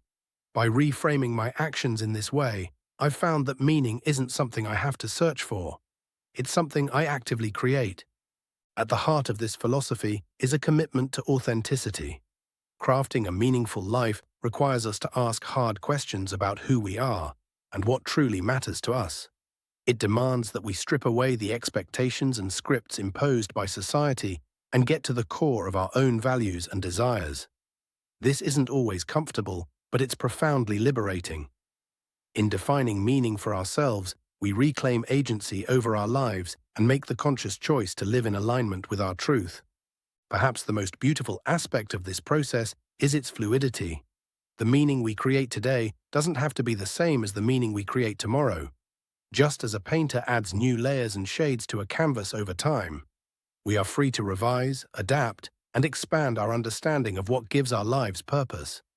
This dynamic, ever-evolving approach to meaning reflects the complexities of life itself, embracing its uncertainties while affirming our power to shape it in ways that resonate deeply with our humanity. Meaning is not found but created. One of the most liberating lessons I've learned is that meaning isn't something external waiting to be discovered. It's not hiding in a sacred text, a predetermined destiny, or someone else's definition of success. Instead, meaning is something we create moment by moment, choice by choice. This idea isn't always easy to accept, especially in a world that often tries to sell us ready-made answers. Absurdism, particularly as articulated by Albert Camus, taught me that the absence of inherent meaning doesn't have to lead to despair. On the contrary, it frees us to create our own purpose. Camus spoke of rebellion, not in the sense of chaos or destruction, but as a defiant act of creation. In rebelling against the absurd, we refuse to be paralyzed by the lack of universal meaning and instead commit to building something meaningful for ourselves. This rebellion isn't about grand gestures or monumental achievements. It's about the quiet, consistent choices we make every day. It's in how we treat others, the work we choose to do, and the passions we pursue. Meaning arises not from what we're given, but from how we respond to what life presents us. The Stoic perspective on purpose. Stoicism approaches purpose from a different angle, but one that complements absurdism beautifully. The Stoics emphasized living in accordance with nature and reason, which in practice means aligning our actions with our values and the broader good. For the Stoics, purpose is less about achieving a specific outcome and more about how we live, virtuously, courageously, and with integrity. What I love about the Stoic approach is its practicality. Purpose isn't some abstract, unattainable ideal. It's woven into the fabric of our daily lives. Marcus Aurelius, for instance, often reminded himself to wake up each day and do the work of a human being. That work, for the Stoics, involves contributing to the community, cultivating virtue, and acting in harmony with the world around us. When I reflect on my own life, I see how this Stoic perspective has shaped my understanding of purpose. It's not about chasing fame, wealth, or external validation. Instead, it's about living in alignment with my values, being honest, compassionate, and committed to growth. These are the things that give my life depth and meaning, regardless of external circumstances. Purpose as a bridge between Stoicism and Absurdism. When I consider the interplay between Stoicism and Absurdism, I see purpose as the bridge that connects them. Stoicism provides the ethical framework. The virtues of wisdom, courage, justice, and self-discipline act as guideposts for purposeful living. Absurdism, on the other hand, offers the creative freedom to define what purpose looks like for each of us. Together, these philosophies encourage us to live with intention and authenticity. They remind us that while we can't control the grand forces of the universe, we can control how we respond to them. In creating our own meaning, we find a way to thrive in a world that often feels indifferent. One of the most powerful lessons I've learned from blending these perspectives is that purpose doesn't have to be grandiose. It doesn't require us to change the world or achieve some lofty ideal. Purpose can be as simple as showing kindness to a stranger, pursuing a passion, or supporting a loved one. It's the small, everyday actions that often carry the most meaning. Practical steps for creating meaning.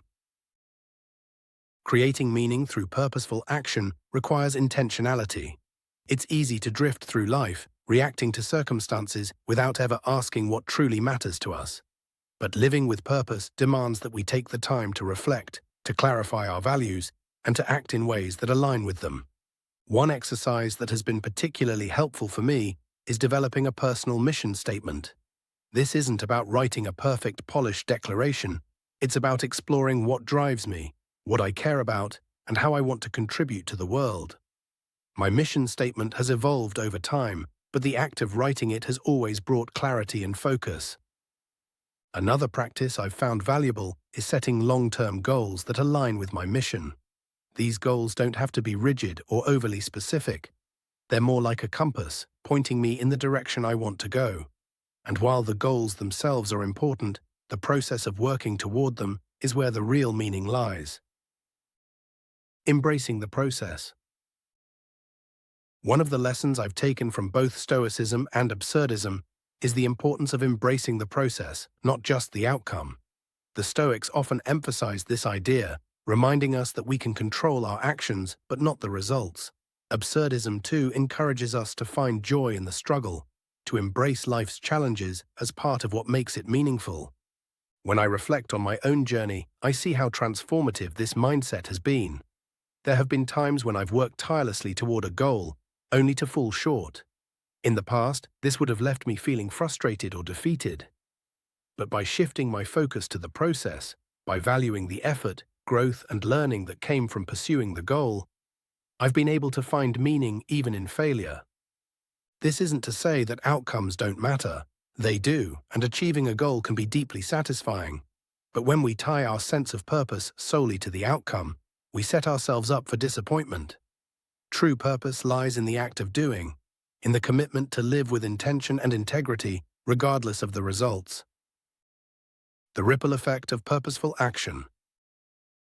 One of the most rewarding aspects of living with purpose is seeing the ripple effect it has on others. When we act with intention, we inspire those around us to do the same. Our choices, no matter how small, have the power to create positive change in the lives of others. I've experienced this firsthand in my relationships. When I've taken the time to listen deeply, to offer support, or to simply be present, I've seen how these actions can strengthen connections and bring joy to others. These moments remind me that purpose isn't just about what we achieve. It's about how we show up in the world. Final thoughts on purposeful living. As I reflect on the journey of creating meaning through purposeful action, I'm reminded of the profound freedom and responsibility that comes with it. The absence of inherent meaning isn't a curse, it's an invitation, a chance to build a life that reflects our values, passions, and aspirations. Stoicism and Absurdism, though seemingly at odds, have taught me that purpose isn't something we find, but something we create. They've shown me that the process of living with intention, of engaging with the world and others, is where true meaning lies. And while the journey isn't always easy, there are setbacks, doubts, and moments of uncertainty, it's a journey worth taking, because in the end, a life lived with purpose is a life that feels deeply, authentically our own. Practical exercises for creating meaning. Develop a personal mission statement. Spend time reflecting on your values, passions, and aspirations. Write a mission statement that captures what drives you and how you want to contribute to the world. Set long-term goals. Identify a few meaningful goals that align with your mission statement. Break these goals into smaller, actionable steps and begin working toward them with intention. Reflect on your actions. At the end of each day, take a few minutes to reflect on how your actions aligned with your values. Consider what you might do differently tomorrow to live more purposefully. Engage in purposeful acts of kindness. Look for opportunities to make a positive impact on others, whether through small gestures of kindness or more significant acts of service. Celebrate progress, not just outcomes. Recognize and celebrate the effort and growth that come from pursuing your goals, regardless of whether you achieve the desired outcome. By embracing these practices and committing to purposeful action, we can create a life rich with meaning, even in the face of an indifferent universe. It's a journey of rebellion, resilience, and authenticity, a journey worth taking every single day. Reflection, questions.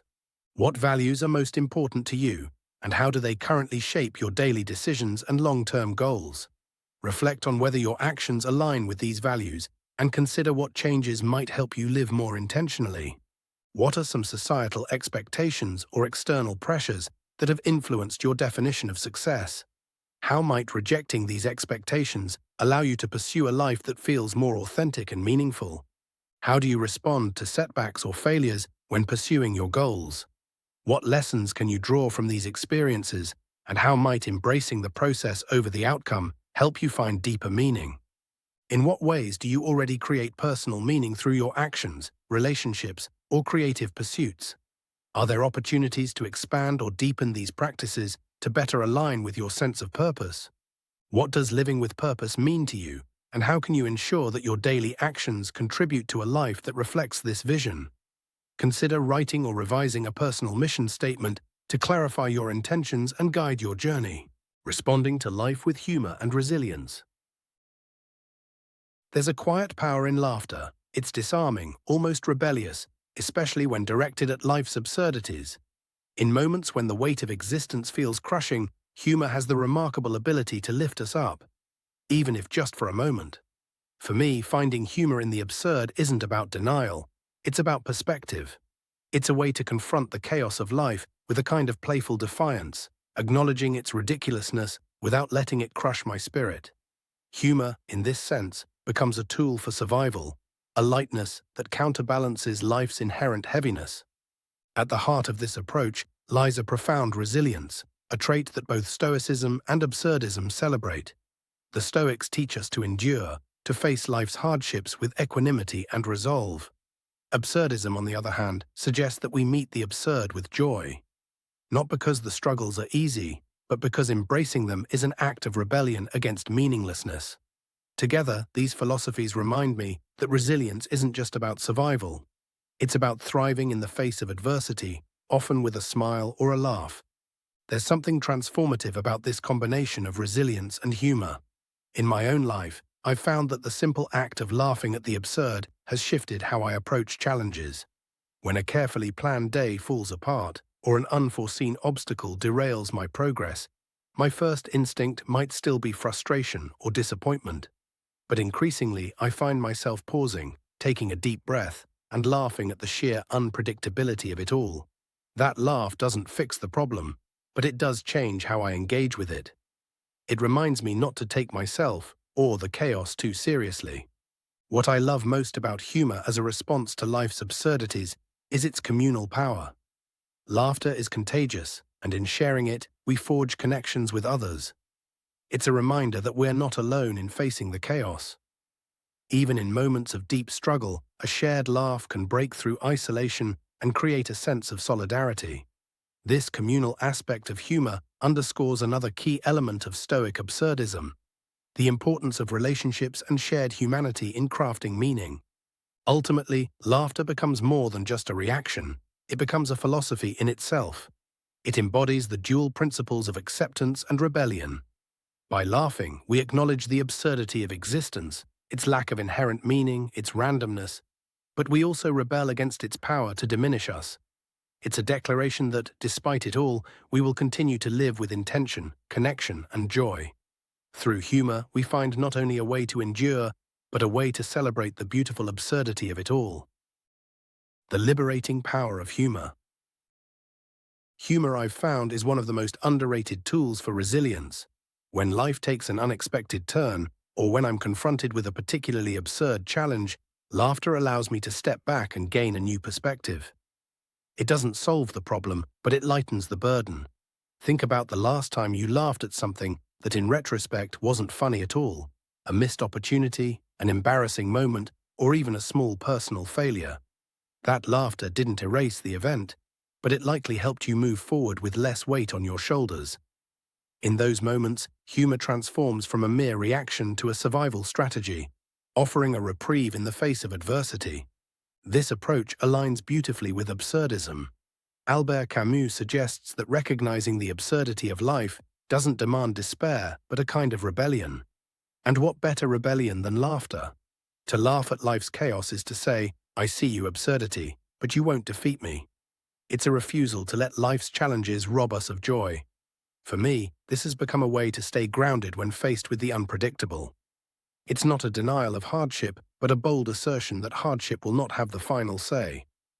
Humor, in this sense, is not just light-heartedness. It's a profound form of defiance. To laugh when life feels overwhelming is to reclaim power, even momentarily, from circumstances that seem insurmountable. It's a way of reminding ourselves that while we may not control the chaos around us, we can control how we engage with it. Laughter becomes a subtle form of mastery, a declaration that our spirit remains intact despite external turmoil. Moreover, humor fosters connection. Shared laughter during difficult times builds bonds and reinforces our sense of belonging. In laughing together, we create small moments of solidarity, which can be a source of strength when facing life's absurdities. This collective resilience amplifies the power of humor, transforming it into a communal tool for navigating the unpredictable nature of existence. Finally, laughter is a bridge between Stoicism and Absurdism. From the Stoic perspective, we're taught to focus on what we can control and accept what we cannot. Absurdism, on the other hand, encourages us to confront the inherent meaninglessness of life without surrendering to despair. Humor unites these philosophies. It acknowledges life's unpredictability, absurdism, while helping us maintain emotional equilibrium. Stoicism. To laugh at the absurd is to find virtue and levity in the face of life's most perplexing moments, blending acceptance and rebellion into a single liberating act. Stoic resilience, steadfastness amidst chaos. While absurdism encourages us to laugh at life's absurdities, Stoicism provides the tools to endure them. Resilience, in the Stoic tradition, is a matter of perspective and preparation. The Stoics teach that we can't control what happens to us, only how we respond. This idea has been a cornerstone of my ability to face difficulties with composure. When I encounter setbacks, I try to remember the Stoic principle of amor fati, love of fate. It's not just about accepting what happens, but embracing it as necessary and meaningful, even when it seems nonsensical. This practice doesn't come naturally to me. There are moments when frustration or sadness threatens to take over. But over time, I've learned to see challenges as opportunities to strengthen my resilience. For example, I once missed an important career opportunity due to circumstances beyond my control. At first, I was angry and disheartened. But as I reflected on the situation, I realized that my reaction was only adding to my suffering. By shifting my perspective, I was able to see the experience as a chance to grow, to reevaluate my goals and find new paths forward. That shift, inspired by Stoic teachings, helped me not only endure the setback, but also emerge stronger. The intersection of humor and resilience. What's fascinating to me is how humor and resilience often go hand in hand. Humor lightens the load, while resilience gives us the strength to carry it. Together, they create a dynamic response to life's challenges that feels both empowering and liberating. When I think about moments of resilience in my life, humor has often been a companion. During a particularly challenging period, I found myself navigating a series of personal and professional setbacks. At one point, it all felt so overwhelming that I started laughing. Not out of joy, but because the sheer absurdity of the situation was undeniable. That laughter didn't fix anything, but it reminded me that I still had the power to choose how I faced the challenges ahead. Humor, in this sense, is a reminder not to take ourselves too seriously. It's a way to step outside of our immediate circumstances and see the bigger picture. And when paired with Stoic resilience, it becomes a powerful tool for navigating even the most difficult moments. Practical exercises for humor and resilience. Building a practice of humor and resilience doesn't happen overnight, but small, intentional steps can make a big difference. Here are some exercises that have helped me cultivate these qualities in my own life. Create a joy journal. Every evening, I take a few minutes to write down moments from the day that made me laugh or brought me joy. They don't have to be grand. Sometimes it's a funny conversation, a quirky observation, or even a silly mistake. This practice helps me focus on the lighter side of life, even during difficult times. Reframe challenges as stories.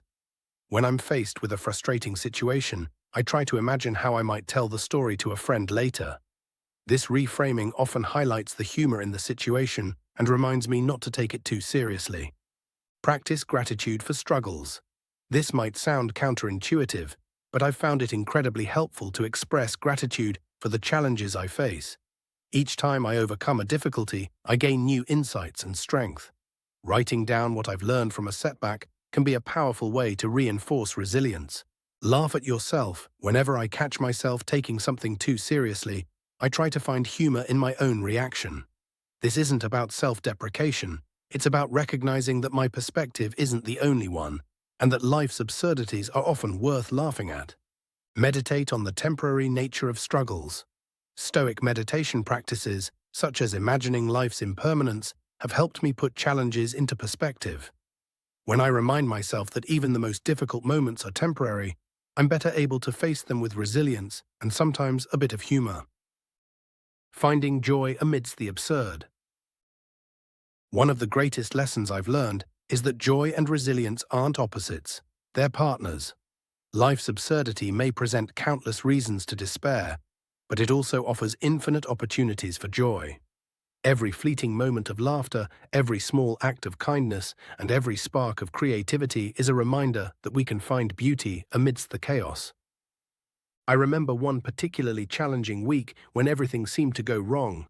At the end of it, a friend sent me a video of a cat hilariously failing to jump onto a counter. I laughed so hard I cried, not because the video was profound, but because it was a reminder of life's simplicity and silliness. That moment didn't fix my problems, but it shifted my perspective, giving me the strength to keep going. Laugh, endure, thrive. Responding to life with humor and resilience isn't about denying the hardships we face. It's about choosing how we meet them. Humor offers us a way to lighten the load, while resilience gives us the strength to carry it. Together, they form a powerful response to life's absurdities, one that allows us not only to endure, but to thrive. This dynamic pairing doesn't negate the reality of pain or struggle. Instead, it reframes our experience, helping us find meaning and agency even in the most chaotic moments. When I think about what it means to live fully, I picture a life filled with laughter and strength. It's a life that acknowledges the absurdity of existence without being defeated by it. By embracing humor and resilience, we can navigate the chaos of life with grace, joy, and an unshakable sense of purpose. In the end, it's not about avoiding the challenges, but about meeting them head-on, with a smile on our faces and a resolve in our hearts. It's a way of affirming that, no matter how unpredictable life becomes, we can still choose how we respond. Humor and resilience also remind us of our humanity. To laugh in the face of difficulty is to acknowledge that we are not alone in our struggles. It's a shared experience that transcends individual hardship. Whether through a joke, a shared smile, or even an ironic chuckle, humor connects us to others in profound and unexpected ways. This connection is a lifeline, a reminder that we're part of a larger tapestry of human existence, an existence as messy and absurd for others as it is for us. And yet, this isn't to say that humor and resilience make life's absurdities any less real or painful. There are moments when laughter feels impossible, when resilience feels out of reach. But even then, the mere aspiration to find humor or summon strength can be enough. These qualities don't have to be constant companions. They can be summoned as needed, serving as tools to help us regain balance when life feels overwhelming. Their power lies in their availability, ready to lift us when we need them most. To live fully, then, is to carry the absurdity of existence lightly, as if it were a bag we can set down when it grows too heavy. Humor allows us to see the bag for what it is, a ridiculous and sometimes cumbersome part of life, while resilience gives us the strength to pick it up again. Together, they transform life's challenges from insurmountable weights into opportunities for growth, connection, and even joy. This blend of levity and strength doesn't eliminate life's chaos, but it makes the journey through it infinitely more meaningful. 5 things to consider. Humor allows us to step back from life's challenges and view them through a lighter, more forgiving lens. It is not about dismissing difficulties, but about softening their emotional impact and finding moments of levity amidst the absurdity. Resilience, as taught by the Stoics, involves accepting what we cannot control and responding with steadfastness and strength. This practice transforms adversity into an opportunity for growth and self-mastery. Humor and resilience work together to create a dynamic response to life's challenges. While humor lightens the burden, resilience provides the strength to endure, creating a balanced approach to adversity. Finding joy, even in the face of life's chaos, is a defiant act against despair. Both Stoicism and Absurdism encourage finding beauty and meaning in life's transient and unpredictable nature. Practices like journaling about moments of joy, reframing challenges as stories, and meditating on the temporary nature of struggles can help foster a mindset that embraces both humor and resilience. These tools empower us to navigate life's difficulties with greater ease and optimism. Reflection. Questions. How do I currently respond to life's challenges? Do I approach them with seriousness, frustration, or lightheartedness? How might incorporating humor change my perspective on these situations? What role does resilience play in my life? When I encounter setbacks, do I view them as opportunities for growth, or do I let them overwhelm me? How can I build a stronger foundation of resilience? Can I recall a moment when humor helped me through a difficult time? What was it about that moment that made it easier to cope? How can I intentionally seek humor in future challenges? Where do I find joy in the ordinary moments of life? Are there specific activities, people, or practices that bring me joy? How can I make these a more intentional part of my daily routine? How can I balance humor and resilience in facing adversity? Am I leaning too heavily on one and neglecting the other? How can I cultivate both to navigate life's absurdity with grace and strength, balancing acceptance with active engagement? For years, I grappled with the delicate dance between acceptance and engagement. On one hand, the Stoic in me understands the importance of letting go of what lies outside my control. On the other hand, the absurdist in me rebels against passivity, urging me to engage deeply with life despite its inherent chaos. Reconciling these two perspectives has been one of the most transformative lessons in my journey towards Stoic Absurdism. The harmony between these philosophies is not about choosing one over the other, but about finding a rhythm that honors both. This balance begins with clarity. Stoicism teaches us to focus on what we can influence, filtering out the noise of what is beyond our reach. It's a liberating mindset, one that unburdens us from unnecessary worry. Yet absurdism challenges us to confront the unfiltered reality of life head-on, to stare into the void of meaninglessness without flinching.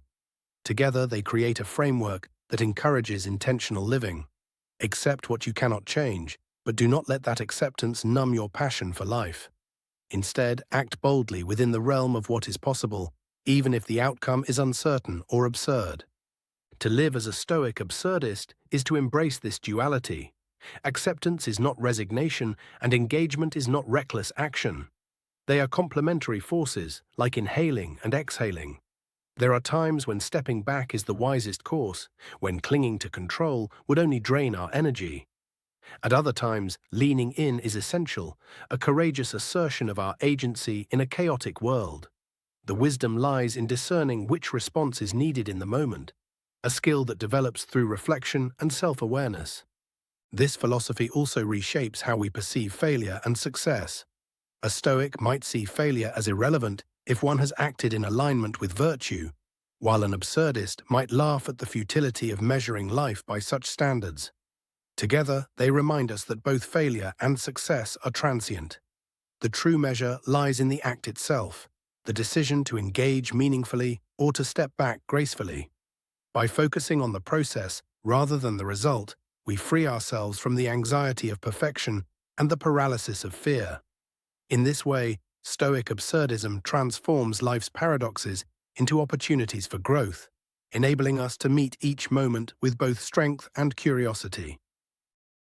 The Stoic art of acceptance. Acceptance, as the Stoics teach, begins with recognizing what lies within and beyond our control. Epictetus' simple yet profound dichotomy, what we can control versus what we cannot, guides much of my thinking in this regard. I've spent countless hours wrestling with this concept, asking myself questions like, why waste energy railing against the weather, the decisions of others, or the twists of fate? His wisdom serves as a daily reminder that our focus should remain on our own actions and judgments, rather than external circumstances. Through practice, I've learned that acceptance isn't resignation or apathy. It's a powerful acknowledgement of reality. For me, this means pausing when faced with an obstacle or setback and asking, is this something I can change? If not, what can I do to shift my perspective and respond virtuously? Acceptance becomes an act of strength, a way to direct energy toward what matters, rather than dissipating it in futile resistance. For example, when I face criticism, I've learned to distinguish between constructive feedback I can act on and the emotional sting of someone's opinion, which is beyond my control. By focusing on what is actionable and releasing the rest, I conserve my energy for meaningful pursuits. This approach transforms potentially paralyzing situations into opportunities for growth, aligning with Epictetus's assertion that while we cannot control external events, we can control how we interpret and respond to them. But while Stoicism emphasizes the necessity of acceptance, Absurdism pushes us to engage deeply with life's unpredictability. The absurd nature of existence, the lack of inherent meaning, the chaos of events beyond our understanding, invites not despair but rebellion. For me, this rebellion takes the form of intentional action. When I encounter the absurd, I don't retreat into passive acceptance. Instead, I lean in, embracing life's uncertainties as part of its richness. This balance, inspired by Epictetus' clarity and Absurdism's defiance, creates a dynamic interplay. I accept what I cannot change, but refuse to disengage from life's challenges and joys. One of the most profound lessons I've drawn from this synthesis is the importance of persistence. Epictetus reminds us that philosophy is a practice, not a theoretical exercise. Likewise, Absurdism suggests that the struggle itself is what gives life its meaning. Together, they encourage a mindset of continual effort, not in the pursuit of unattainable perfection, but in the ongoing commitment to live authentically. Whether I am learning from failure, grappling with uncertainty, or simply trying to be present in the moment, I find purpose in the act of striving. The journey itself becomes the reward. In blending these philosophies, I've found a way to navigate life's paradoxes with clarity and courage. Acceptance tempers the rebellion of absurdism, ensuring it doesn't descend into reckless chaos, while the absurdist spirit infuses Stoic acceptance with vitality and engagement. This interplay doesn't resolve life's contradictions, but it offers a way to live meaningfully within them. It's not about erasing life's challenges, but about meeting them with strength, humor, and a profound respect for the act of living itself. Absurdist engagement, rebellion in action. Absurdism challenges us to confront the meaninglessness of existence, not with despair, but with rebellion. This rebellion doesn't involve futile attempts to find universal meaning, but rather creating our own through engagement with the world. Unlike Stoic acceptance, which often feels like stepping back, Absurdist engagement feels like stepping forward. For me, engagement means immersing myself fully in the experiences, relationships, and causes that resonate with my values. It means rejecting nihilism by choosing to act, even when the results may seem futile in the grand scheme of things. Absurdist engagement requires courage, a willingness to embrace life's uncertainties, and the resolve to persist in the face of setbacks. This philosophy deeply resonated with me during a particularly challenging time when I was working on a long-term project. There were moments when the effort felt pointless, like an exercise in futility. Yet each day I chose to return to the work, not because I believed it would change the world, but because the act of doing it aligned with my values and brought me personal fulfillment. The tension between acceptance and engagement. Balancing acceptance and engagement is no easy feat. If I lean too far into Stoic detachment, I risk becoming passive or indifferent. On the other hand, overinvestment in absurdist rebellion can lead to burnout, frustration, or even despair when my efforts don't yield the results I hoped for. For me, this balance starts with self-awareness. I often pause to reflect on my reactions to life's challenges. Am I overly attached to an outcome I can't control? Or am I withdrawing from something that truly requires my attention and action? Asking these questions has helped me find a middle ground between these two approaches. One of the most profound lessons I've learned is that acceptance and engagement are not opposites. They're complementary.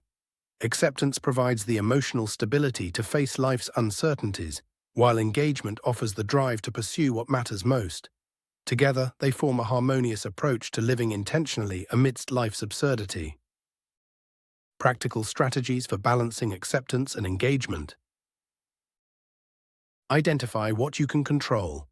One of the most effective tools I've used is a simple journaling exercise where I divide a page into two columns: what I can control and what I cannot control. When faced with a challenge, I write down the aspects of the situation that fall into each category. This practice has been eye-opening, helping me channel my energy toward constructive action rather than futile worry. Set intentional boundaries. Balancing acceptance and engagement also requires setting clear boundaries for where to direct my time and energy. For instance, while I care deeply about certain social causes, I've learned to prioritize the ones where my efforts can make a tangible impact. Recognizing my limits allows me to stay engaged without becoming overwhelmed. Practice mindful engagement.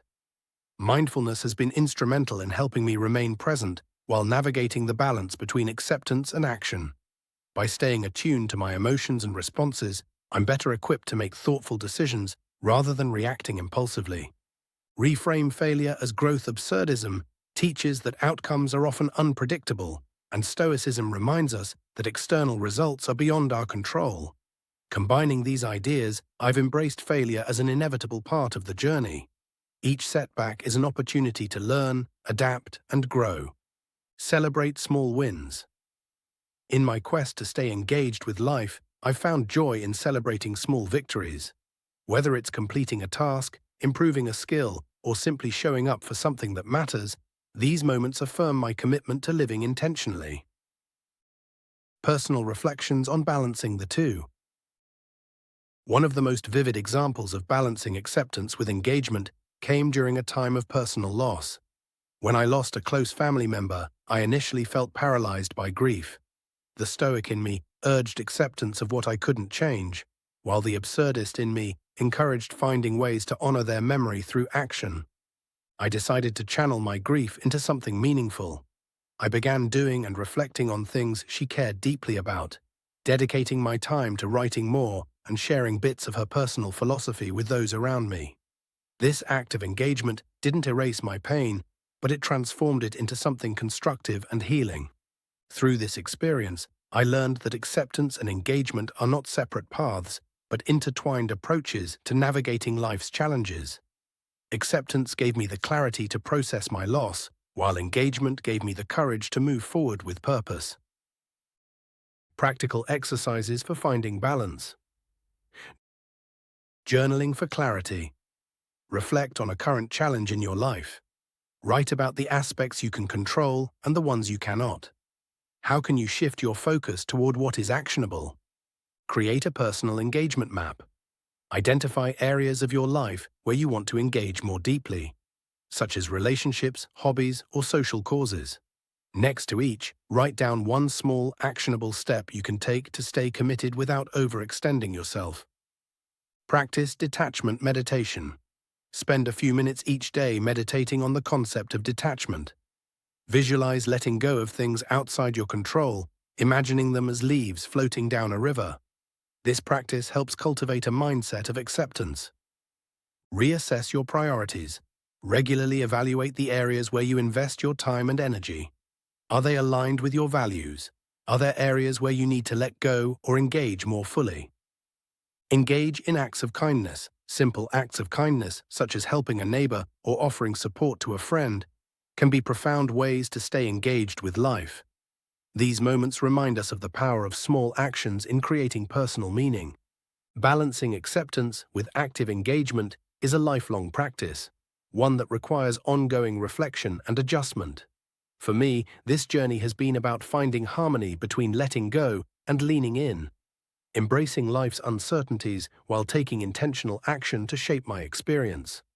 By weaving together the Stoic art of acceptance and the Absurdist drive to engage, I've discovered a way to navigate life that feels both grounded and liberating. It's not always easy, but it's deeply rewarding. With each challenge, I remind myself to pause, reflect, and choose a path that honors both my limitations and my potential. In doing so, I've found a profound sense of peace and purpose amidst life's beautiful chaos. 5 things to consider. Understanding what lies within your control and what does not is essential for conserving energy and focusing on meaningful actions. Recognizing this distinction helps to avoid frustration and fosters clarity in decision-making. Accepting a situation doesn't mean giving up. Instead, it involves acknowledging reality and choosing how to respond in a way that aligns with your values and virtues. Acceptance can coexist with proactive efforts to improve or change what is possible. Meaningful engagement involves acting intentionally in areas that matter to you. This requires identifying your values and priorities and channeling your energy toward efforts that resonate deeply with your sense of purpose. Maintaining the balance between acceptance and engagement is not a one-time decision, but a continual practice. Life's circumstances will change, and so too must your approach to this balance. Regular reflection and adjustment are key to staying aligned with both Stoic detachment and Absurdist rebellion. Even small, deliberate actions can lead to meaningful engagement with life. Whether it's contributing to a cause, supporting a loved one, or committing to personal growth, these actions affirm your commitment to living purposefully without becoming overwhelmed. Reflection. Questions. What aspects of your life are within your control, and how can you focus your energy on influencing them effectively?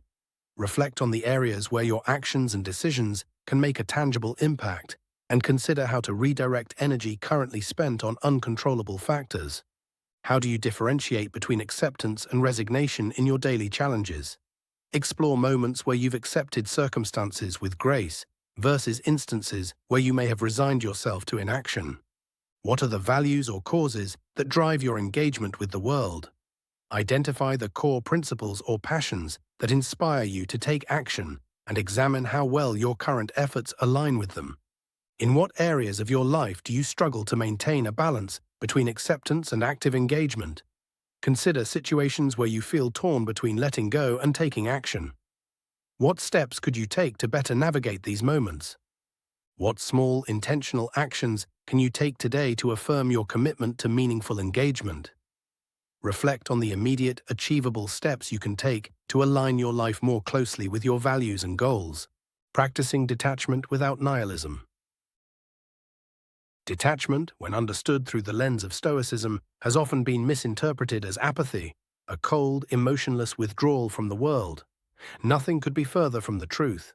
True Stoic detachment is not about turning away from life, but rather engaging with it in a way that acknowledges its transient nature. It's about appreciating life's moments and experiences without clinging to them, knowing that everything eventually must pass.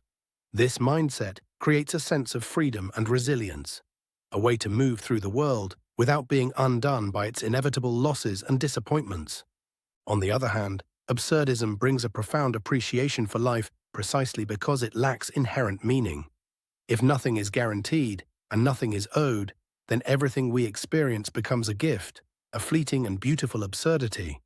By combining these philosophies, we can cultivate a detachment that is not nihilistic but deeply life-affirming.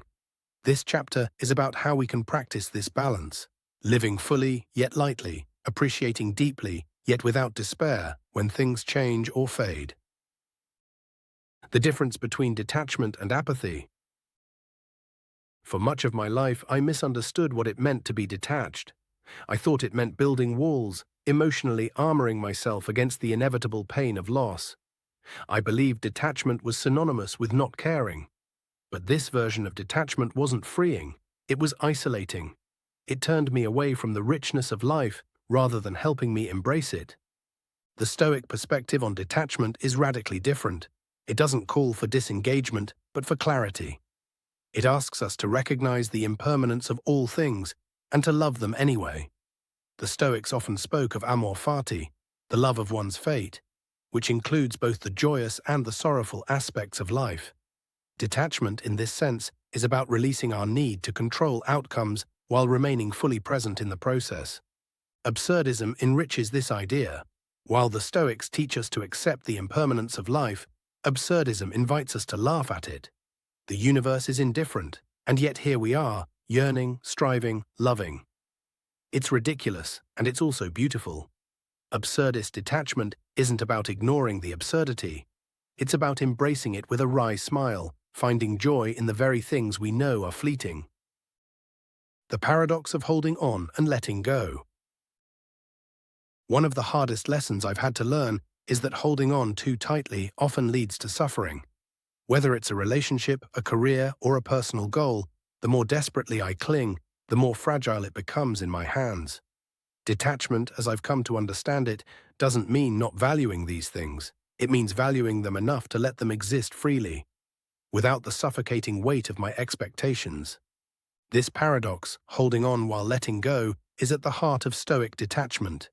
Take relationships, for example. The Stoics remind us that the people we love are not ours to keep. They are independent beings with their own paths, and sometimes those paths diverge from ours. Absurdism, meanwhile, suggests that this very impermanence is what makes relationships meaningful. If love were eternal and guaranteed, would we cherish it as deeply? The same applies to our pursuits and passions. Absurdism encourages us to throw ourselves into life's endeavors, even knowing that they are ultimately futile. The detachment comes not from avoiding these pursuits, but from accepting that their value lies in the doing, not in the result. The danger of passive nihilism. Nihilism often lurks as a shadow side of detachment. If nothing lasts, if nothing is guaranteed, why bother at all? I've wrestled with this question in my darker moments, wondering if the Stoic practice of detachment might veer too close to emotional indifference, or if absurdism's acknowledgement of meaninglessness might lead to despair.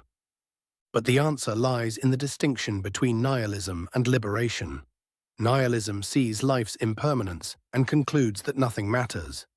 Liberation sees the same impermanence and concludes that everything matters, precisely because it is temporary, fragile, and fleeting. To practice detachment without falling into nihilism, I remind myself that meaning isn't something I find, it's something I create. I engage with life not because it has inherent value, but because I assign value to it. The joy of a moment, the satisfaction of a goal achieved, the depth of a connection, these are not diminished by their impermanence, they are heightened by it. Absurdist appreciation and Stoic detachment. Absurdism complements Stoic detachment by adding an element of playful rebellion. Where the Stoics might counsel serenity in the face of loss, absurdism suggests that we also celebrate the absurdity of having had the experience at all. Why does beauty move us? Why does love consume us? Why does ambition drive us, even though we know its rewards are fleeting? These questions don't need answers. They simply invite us to marvel at the strangeness of existence. When I practice detachment through this lens, I find myself laughing more often. Not out of mockery, but out of gratitude. The absurdity of life doesn't diminish its beauty, it amplifies it. Practical exercises. To cultivate this balance of detachment and appreciation, I've found it helpful to engage in regular reflection. Here are some practices that have been particularly meaningful for me. Reflecting on attachments. Take a moment to write down the things you feel most attached to, relationships, possessions, goals, or identities. Then ask yourself, how do these attachments influence my happiness? Are they a source of joy, or do they bring anxiety because I fear losing them? Practicing gratitude for the temporary. At the end of each day, reflect on one thing you experienced that you know is fleeting. A sunset, a conversation, a feeling. Acknowledge its impermanence and express gratitude for having experienced it at all. Meditation on letting go. In a quiet moment, visualize one of your attachments as a bird in your hand. Imagine opening your hand and letting the bird fly away, trusting that it will return if it's meant to. Notice how this visualization makes you feel. Journaling on personal meaning. Write about a moment when you found joy or purpose in something small and temporary. Reflect on how the fleeting nature of the experience added to its beauty. Mindfulness in the present. Engage in a simple activity, walking, eating, listening to music with full attention. Notice the details and remind yourself that this moment is unique, never to be repeated exactly the same way. Finding peace in impermanence. There's a deep peace that comes from accepting life's impermanence. When I stop fighting to hold on to things, I find that I can enjoy them more fully. Detachment in this sense is not about losing, it's about gaining the clarity to see life for what it is, a series of moments, each one precious because it will never come again. This perspective doesn't eliminate grief or disappointment. I still feel the ache of loss, the sting of failure. But these feelings no longer overwhelm me. They are part of the tapestry of life, no less meaningful than joy and success. By practicing detachment without nihilism, I've learned to embrace all of it. The good and the bad, the permanent and the fleeting, with an open heart. And in that openness, I've found not only resilience, but also a profound appreciation for the absurd beauty of it all. 5 things to consider. Detachment, as understood through Stoic philosophy, is about engaging with life while accepting its impermanence. It doesn't mean withdrawing from relationships, goals, or passions, but embracing them with the understanding that they are not permanent. Absurdism teaches us to marvel at life's fleeting beauty. The recognition that nothing lasts forever can deepen our appreciation for the moments we have and the experiences we cherish. Detachment, if misunderstood, can slip into nihilism, the belief that life has no value. By consciously creating meaning and celebrating the absurd, we can avoid this trap and find liberation in life's impermanence. While attachments can bring joy, clinging to them can cause suffering.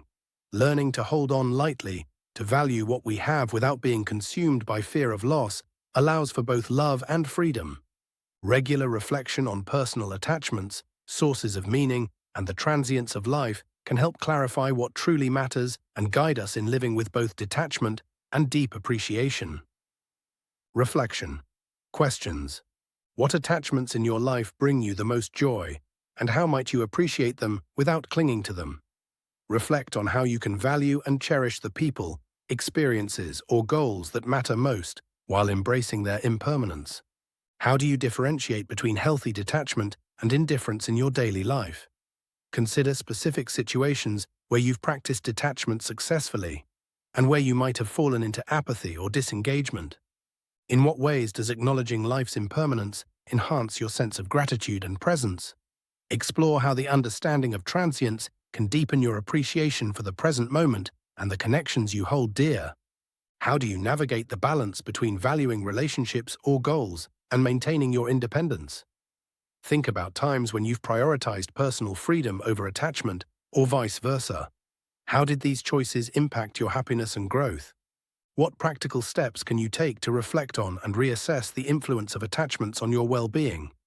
Identify habits, practices, or journaling prompts that could help you examine whether your attachments align with your values and contribute to your sense of purpose. Loving life for its struggle. There's something profound about the image of Sisyphus endlessly pushing his boulder up the hill. At first glance, it's a picture of futility, a man condemned to a task with no completion, no reward, and no escape. But Camus invites us to imagine Sisyphus happy, to see him as more than a victim of the absurd. He becomes a symbol of rebellion, resilience, and the unyielding human spirit. For me, learning to love life for its struggle has been the key to understanding this perspective and embracing it fully. There's a subtle power in Sisyphus's defiance. His happiness doesn't come from denying the absurdity of his situation or hoping for a different fate. Instead, it arises from his refusal to be defeated by it. He owns his struggle.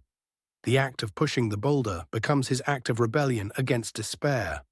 In this, Sisyphus transforms his suffering into something meaningful, not because the universe imbues it with purpose, but because he chooses to. His happiness is not naive. It's an acknowledgement of the absurd and a decision to live fully despite it. In many ways, this parallels the challenges we face in our own lives. There are tasks that seem unending, responsibilities that feel insurmountable, and struggles that appear devoid of meaning. Yet, by shifting our perspective, we can find purpose in these moments, not by expecting the struggle to disappear, but by finding strength and fulfillment in the act of confronting it. Much like Sisyphus, we have the power to redefine our relationship with struggle, turning what might seem futile into a testament to our resilience and capacity for growth. The struggle as the essence of life. Life's challenges, its endless series of obstacles and uncertainties, can feel overwhelming at times. There have been moments when I've wanted to give up, to escape the pain of trying and failing, of striving for something only to have it fall apart. But in these moments, I've found that the struggle itself holds a hidden beauty. It's the effort, the pushing of the boulder, that defines us. It's through our engagement with life's difficulties that we grow, adapt, and become more fully ourselves. Camus teaches us that we can find joy not in the promise of resolution, but in the act of striving itself. The boulder, heavy and unyielding, becomes a companion rather than a curse. I've come to see my own challenges in this light. The struggle to maintain relationships, pursue meaningful work, or overcome personal insecurities isn't a punishment. It's a testament to my commitment to living fully. This perspective has transformed how I approach setbacks and failures. Instead of viewing them as signs of inadequacy or reasons to quit, I now see them as essential parts of the process. Each misstep teaches me something about myself, my strengths, my limits, and the areas where I can grow. The act of striving, even when it feels like pushing a boulder uphill, is where life's richness lies. It's not in the ease or perfection of the journey, but in the grit and determination it takes to keep going, despite the odds. What's more, I've realized that struggle connects us to something universal. Everyone, in their own way, is grappling with their own metaphorical boulders. This shared experience fosters empathy and reminds me that I'm not alone. By embracing my struggles, I can better understand and support others in theirs. In this way, the effort I put into life isn't just about my personal growth, it's also about contributing to a larger collective story of resilience and hope. Growth through struggle. When I reflect on the most transformative periods of my life, they are invariably tied to struggle. Times of heartbreak, failure, or uncertainty weren't easy, but they were the moments that forced me to confront my limitations and grow beyond them.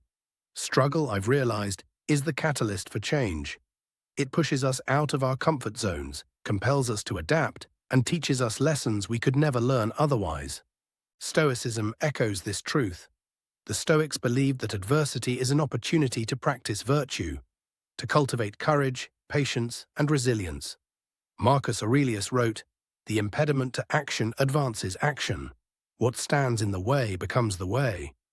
This perspective has helped me see obstacles not as barriers, but as invitations to become stronger.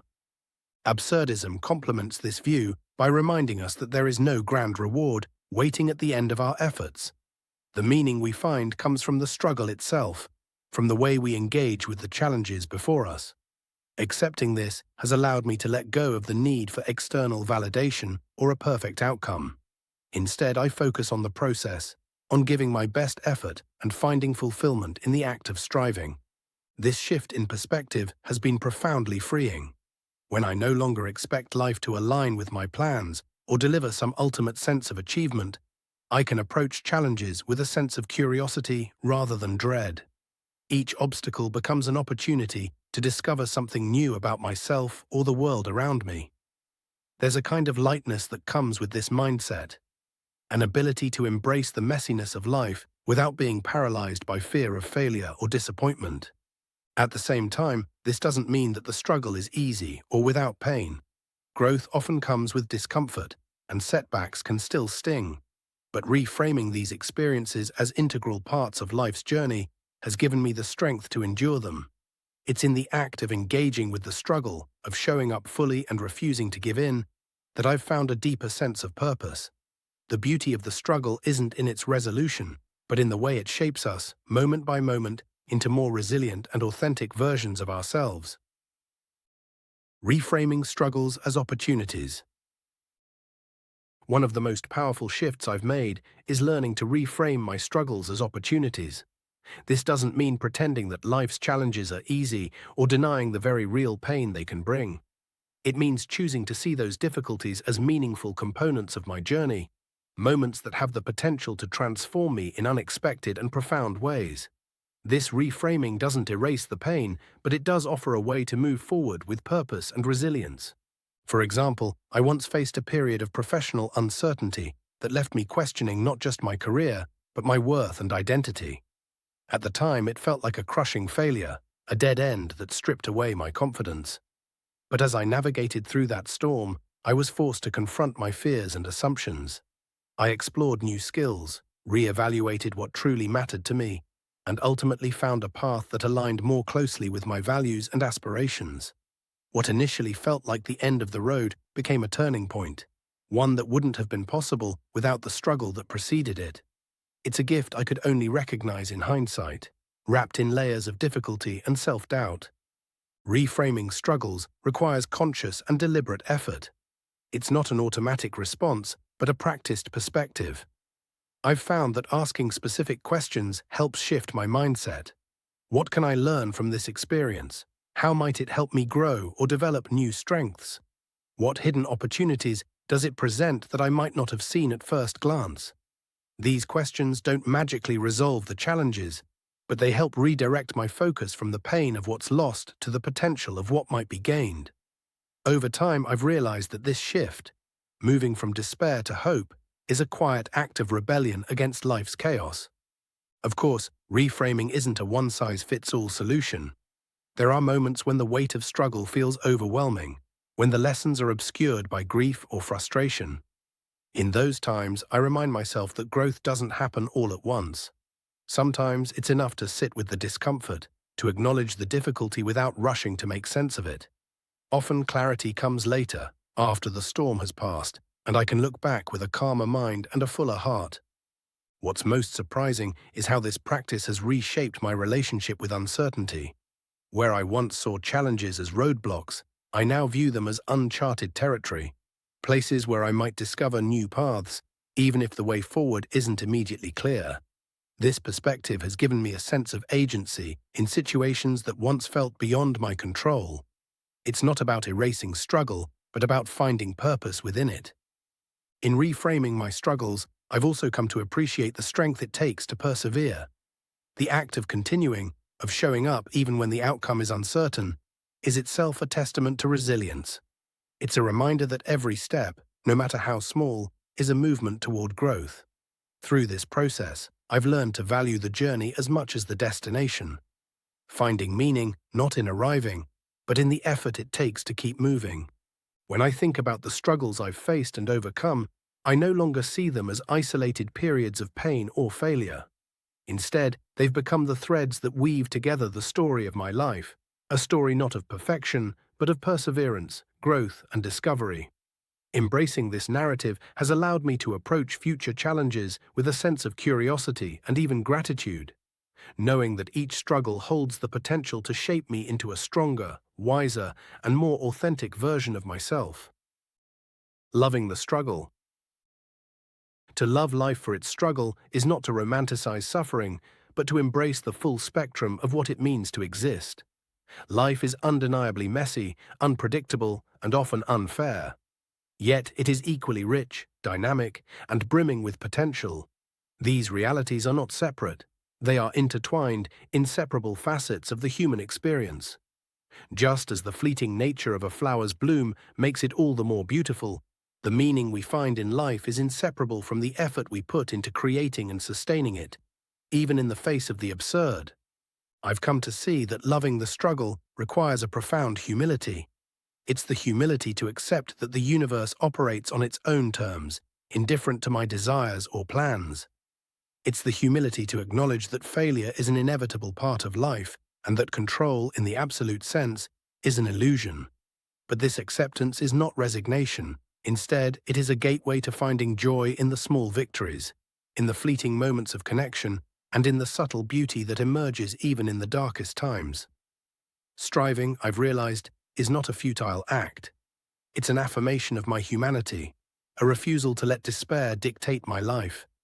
In embracing struggle, I've discovered a quiet yet profound strength. This is not the loud, defiant strength of conquering challenges, but a steadier, more enduring resilience. It's the strength that comes from knowing that no matter how heavy the boulder or how steep the hill, I have the capacity to keep pushing. It's the strength of understanding that life's value lies not in a distant resolution or reward, but in the act of living itself. By redefining my perspective, I've come to see myself not as a victim of life's challenges, but as an active participant in shaping my response to them. This shift in perspective has also brought clarity to the nature of growth. Growth isn't something that happens in the absence of struggle. It's born from it. The challenges I face are not obstacles to be avoided, but opportunities to evolve. When I look back on the moments in my life that have shaped me the most, they are invariably tied to periods of difficulty. Each trial has taught me lessons I could not have learned otherwise, deepened my understanding of myself, and broadened my empathy for others. And so I've learned to approach struggle with curiosity. What can this teach me? How can it help me grow? What hidden possibilities might lie within this challenge? These questions have transformed my relationship with adversity. While I still feel the weight of the boulder, I no longer see it as an enemy. Instead, it has become a companion, sometimes unwelcome, often difficult, but always a source of potential transformation. Loving life for its struggle also means embracing the uncertainty that comes with it. There is no promise of a perfect outcome, no guarantee that my efforts will lead to success. But in accepting this uncertainty, I've found freedom. Without the need for life to fit a specific mold, I'm able to appreciate it for what it is: unpredictable, imperfect, and beautifully raw. The joy comes not from controlling life, but from engaging with it fully, meeting it on its own terms, and finding meaning in the process. Ultimately, loving life for its struggle is about aligning myself with its natural rhythms. It's about understanding that the highs and lows, the moments of triumph and defeat, are all part of the same tapestry. To resist this is to deny an essential truth of existence. But to embrace it, to lean into the challenges, the uncertainties, and the imperfections, is to live fully. It's to find a kind of beauty that transcends the surface, a deeper appreciation for the effort it takes to keep going, and a profound gratitude for the journey itself.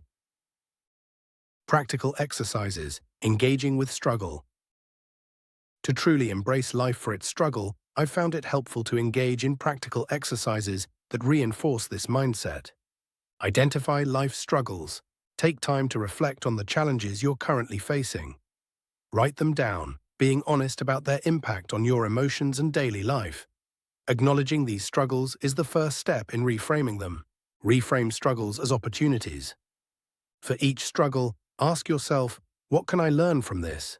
How can it help me grow? What strengths or virtues does it allow me to practice? Writing out these reflections can help shift your perspective. Celebrate small victories. Focus on the progress you make, no matter how small. Each step forward, each moment of effort, is a victory worth celebrating. This practice reinforces the idea that the journey itself is meaningful. Practice gratitude for the struggle. Reflect on how your struggles have shaped you. Consider writing a letter of gratitude to your past challenges, thanking them for the lessons they've taught you and the growth they've inspired.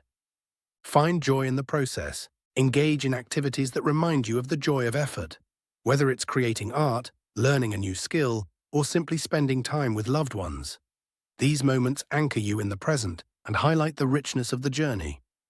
Imagining Sisyphus happy is not just an intellectual exercise, it's a way of living.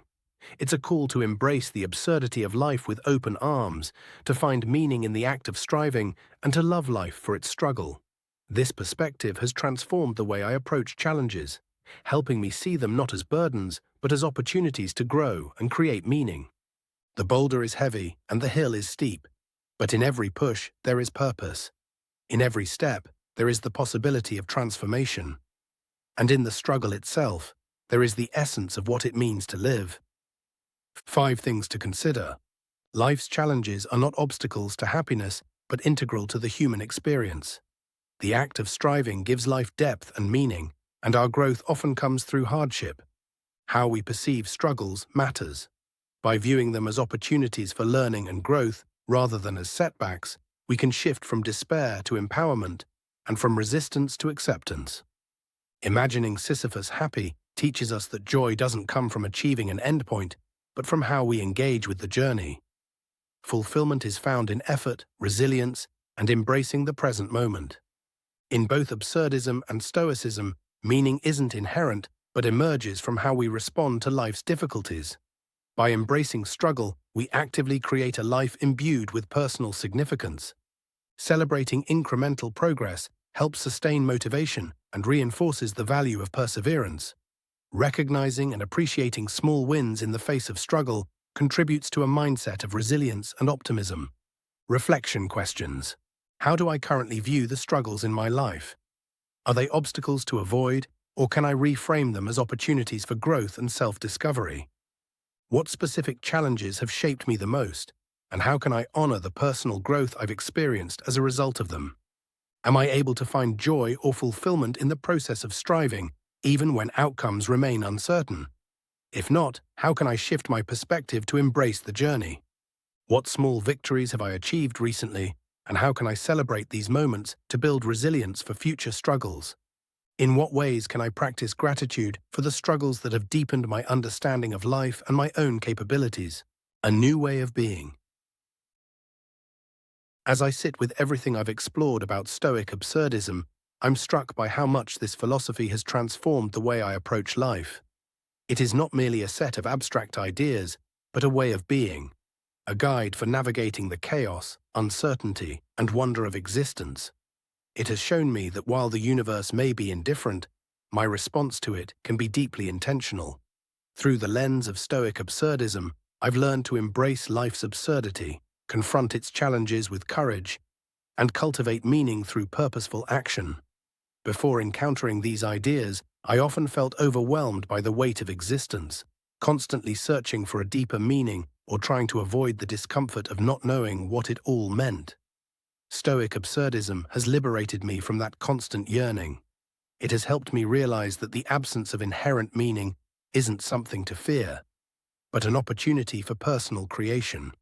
This philosophy has become a tool, not just for thinking, but for living, offering a structure that helps me stay grounded no matter how chaotic or unpredictable life may be. At its heart, Stoic Absurdism is a synthesis of 2 profound yet distinct philosophies. From Stoicism, it borrows the principles of wisdom, courage, justice, and self-discipline, as well as the understanding that while we cannot control external events, we can control how we respond to them. These teachings emphasize the cultivation of inner virtues, helping us remain centered amidst life's storms. Absurdism, in turn, reminds us that life lacks inherent meaning and that we are free to create our own. It challenges us to face the world without expectation of cosmic justice or grand rewards, but instead to find beauty and purpose within the struggle itself. Together, these perspectives form a powerful framework, one that helps us face life's trials with dignity while embracing its absurdity with open arms. It is a radical shift, moving from the need for external validation to the recognition that our own lives, in all their complexity, are the very meaning we seek. This allows me to take responsibility for my actions, my choices, and my reactions, knowing that my life's meaning is not something that will be handed to me, but something I must actively create. This philosophy does not deny the harshness of life. It acknowledges the struggle, the chaos, and the lack of guarantees. I've had moments where the weight of uncertainty has felt unbearable, where I've faced loss, confusion, or disappointment. In these moments, Stoic Absurdism has provided me with a stabilizing force. It encourages us to find joy, purpose, and authenticity within these realities. By understanding that life is not supposed to be fair or predictable, we can free ourselves from the illusion that everything should always make sense. Instead of succumbing to despair, Stoic Absurdism invites us to find joy in the process of living, regardless of how chaotic or futile it may appear. It asks us to rebel against nihilism, not by ignoring the reality of life's hardships, but by creating meaning despite them. The beauty lies in our ability to choose how we respond, to create meaning where none exists, and to embrace the struggle as an integral part of our existence. This philosophy encourages us to find freedom in the acknowledgement of life's transience. Once we accept that nothing lasts forever, whether it's success, failure, joy, or suffering, we begin to live with more intention and focus. Instead of postponing our happiness or waiting for the perfect moment, we learn to appreciate the fleeting moments as they come. Life's brevity becomes a motivating force rather than a source of dread. It prompts us to make the most of the time we have, to invest in what matters, and to detach from the trivial distractions that keep us from living authentically. As I've internalized this aspect of Stoic Absurdism, I've become more attuned to the present, more focused on the meaningful experiences that shape my life, and less bogged down by the things I cannot control. I realize now that the moments of joy and fulfillment I experience are not waiting for some distant end. They are in the here and now, in the process of creating meaning every day. Through Stoic Absurdism, I've also found a deeper connection to my pursuit of virtue. Unlike traditional views of meaning, which are often tied to some larger, transcendent goal, Stoic Absurdism invites us to pursue virtue for its own sake. It teaches that living with integrity, courage, and wisdom is not just a way to survive life's challenges, but a way to thrive within them. Even in the face of hardship or failure, the Stoic principle of virtue remains a constant guiding force. By continually aligning my actions with these virtues, I'm able to cultivate a deeper sense of peace and fulfillment, one that doesn't depend on external circumstances, but on how I engage with the world. Life might be unpredictable, but my commitment to virtue gives me a solid foundation, no matter how chaotic the world may become. This focus on personal integrity and ethical living has been incredibly empowering, as it places the responsibility for my happiness and fulfillment squarely in my hands, free from the need to rely on others or external validation. In embracing Stoic Absurdism, I've also come to realize that life's unpredictability doesn't need to be feared. It's a source of potential. The philosophy encourages me to engage fully with the world without expectation, to find satisfaction in the process rather than in the outcomes. This has led to a greater sense of freedom, as I no longer feel tethered to the idea that everything must lead to some grand, predetermined result. Instead, I am free to explore, to make mistakes, and to grow through each experience. It's a liberating mindset, one that helps me shed the weight of perfectionism and embrace life's inevitable messiness as an essential part of the human experience. By releasing the need for absolute control, I've discovered an openness to life that allows for more spontaneity, more joy, and more authenticity. Finally, Stoic Absurdism has offered me a practical framework for living fully, even in the face of life's inevitable challenges. It has shown me how to confront adversity with grace, to find meaning in the struggle, and to make each day a reflection of my values and intentions. As I continue to practice this philosophy, I am reminded that the true essence of living is not in seeking out the perfect solution, but in embracing the journey, imperfections, struggles, and all. Living authentically.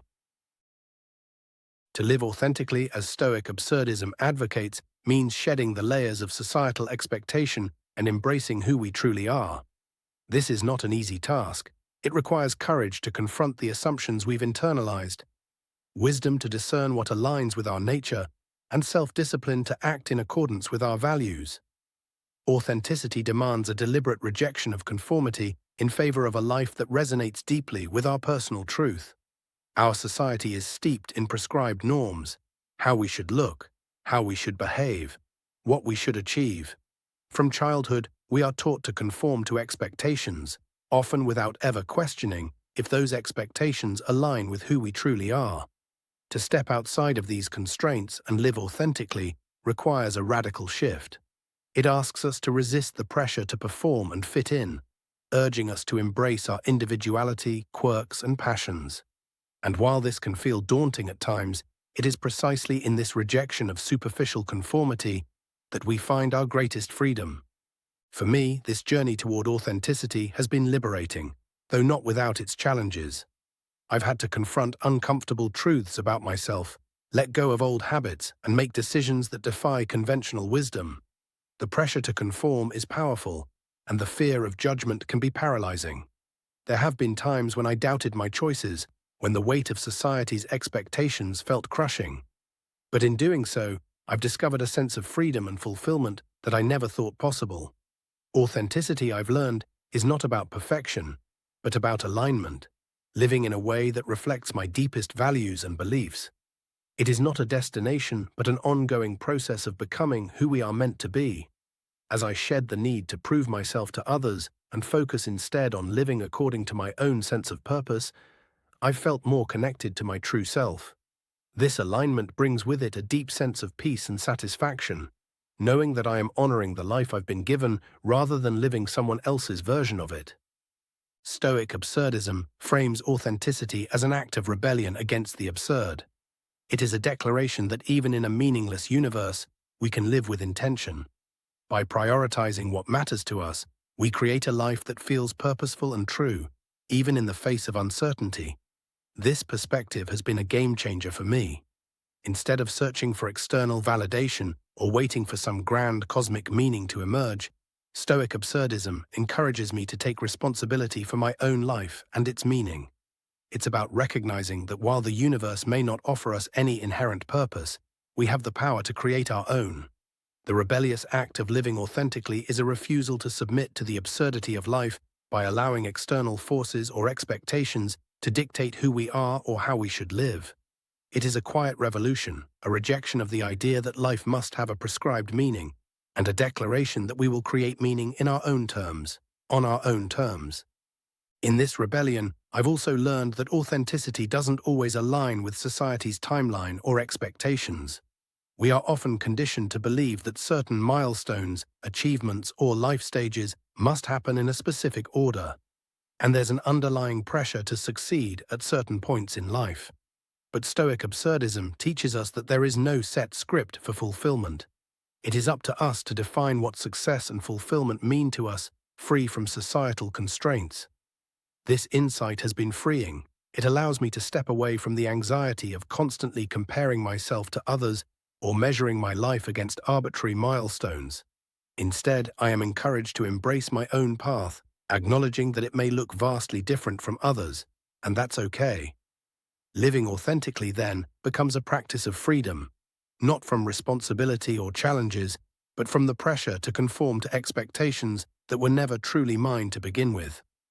Another important lesson in living authentically, inspired by Stoic Absurdism, is the understanding that authenticity is not about seeking approval from others. When I first began this journey, I often struggled with the desire to be accepted and liked by those around me. But as I embraced authenticity, I realized that my need for external validation was rooted in fear. Fear of rejection, fear of being misunderstood, and fear of not measuring up. What I've learned, however, is that true fulfillment doesn't come from the approval of others, but from within. Stoic Absurdism encourages us to embrace the inherent uncertainty of life and to live in a way that feels true to ourselves, even if it means facing disapproval or misunderstanding. The process of living authentically is not about performing for an audience, but about showing up for ourselves, about finding the courage to live in accordance with our own truth, regardless of how others might react. This realization has freed me from the burden of constantly seeking approval, allowing me to engage with life more fully and without fear of judgment. In addition to this, living authentically has helped me cultivate resilience. As I've moved away from the pressure to meet societal expectations, I've come to realize that true strength lies in my ability to remain grounded in my values, no matter the external circumstances. This does not mean avoiding hardship, but rather meeting challenges with an unwavering sense of who I am and what I stand for. In the face of adversity, I no longer look to others to tell me how to feel or how to react. Instead, I turn inward, finding my strength in my own authenticity. This has not only helped me navigate difficult situations with more grace, but it has also allowed me to grow stronger with each challenge.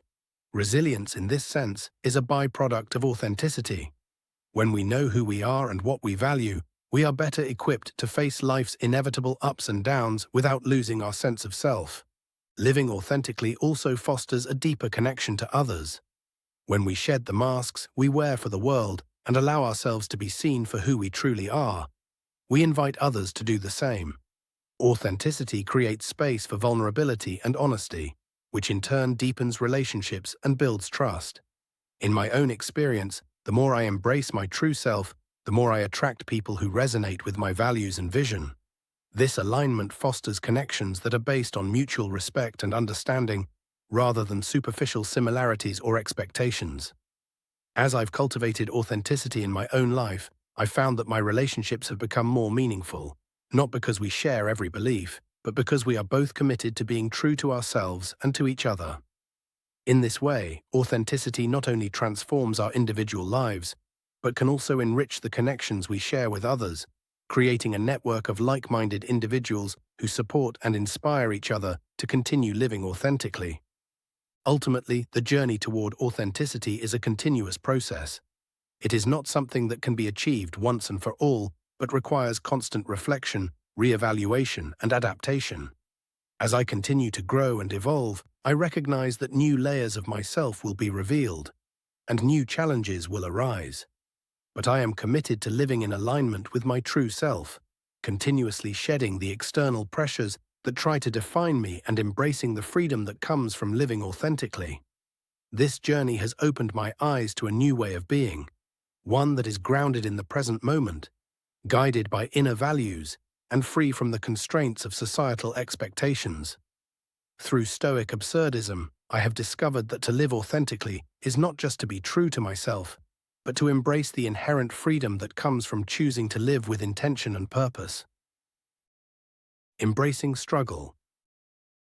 Central to Stoic Absurdism is the idea of embracing life's struggles. This does not mean glorifying hardship or denying its pain, but recognizing that struggle is an integral part of growth and meaning. Camus's image of Sisyphus pushing his boulder up the hill is a powerful metaphor for this perspective. While the task is endless and the summit unreachable, the act of pushing becomes an affirmation of life itself. Sisyphus's eternal struggle is not a picture of hopelessness, but one of defiance. It illustrates that, despite the futility of the task, the very act of engaging with the struggle, of continuing to push the boulder, imbues life with meaning. The absurdity of his plight, his endless labor with no reward, mirrors the human condition, yet in this absurdity lies a profound truth. We are defined not by the results of our efforts, but by the courage and resolve with which we face them. Life, in all its unpredictability and chaos, does not offer us guarantees or neatly tied-up endings, but it offers us the opportunity to shape our responses, to continue moving forward even when the end is not in sight. Through this lens, struggle becomes less something to be avoided and more something to be met with intention and resilience. For me, reframing struggle as an opportunity has been transformative. It's shifted my focus from lamenting what I cannot change to engaging with what I can. Each challenge, no matter how daunting, holds the potential for growth, learning, and resilience. And while I don't always welcome the boulders that come my way, I've learned to see them as invitations to rise to the occasion and to find joy in the act of striving.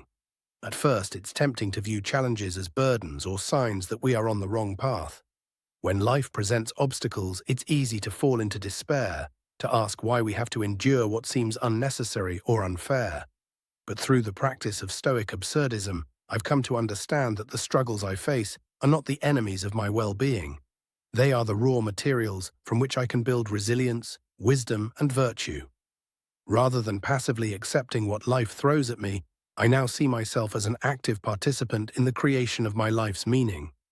The hardships I face become stepping stones, each one an opportunity to deepen my understanding of myself, to refine my character, and to test my commitment to living authentically and with purpose.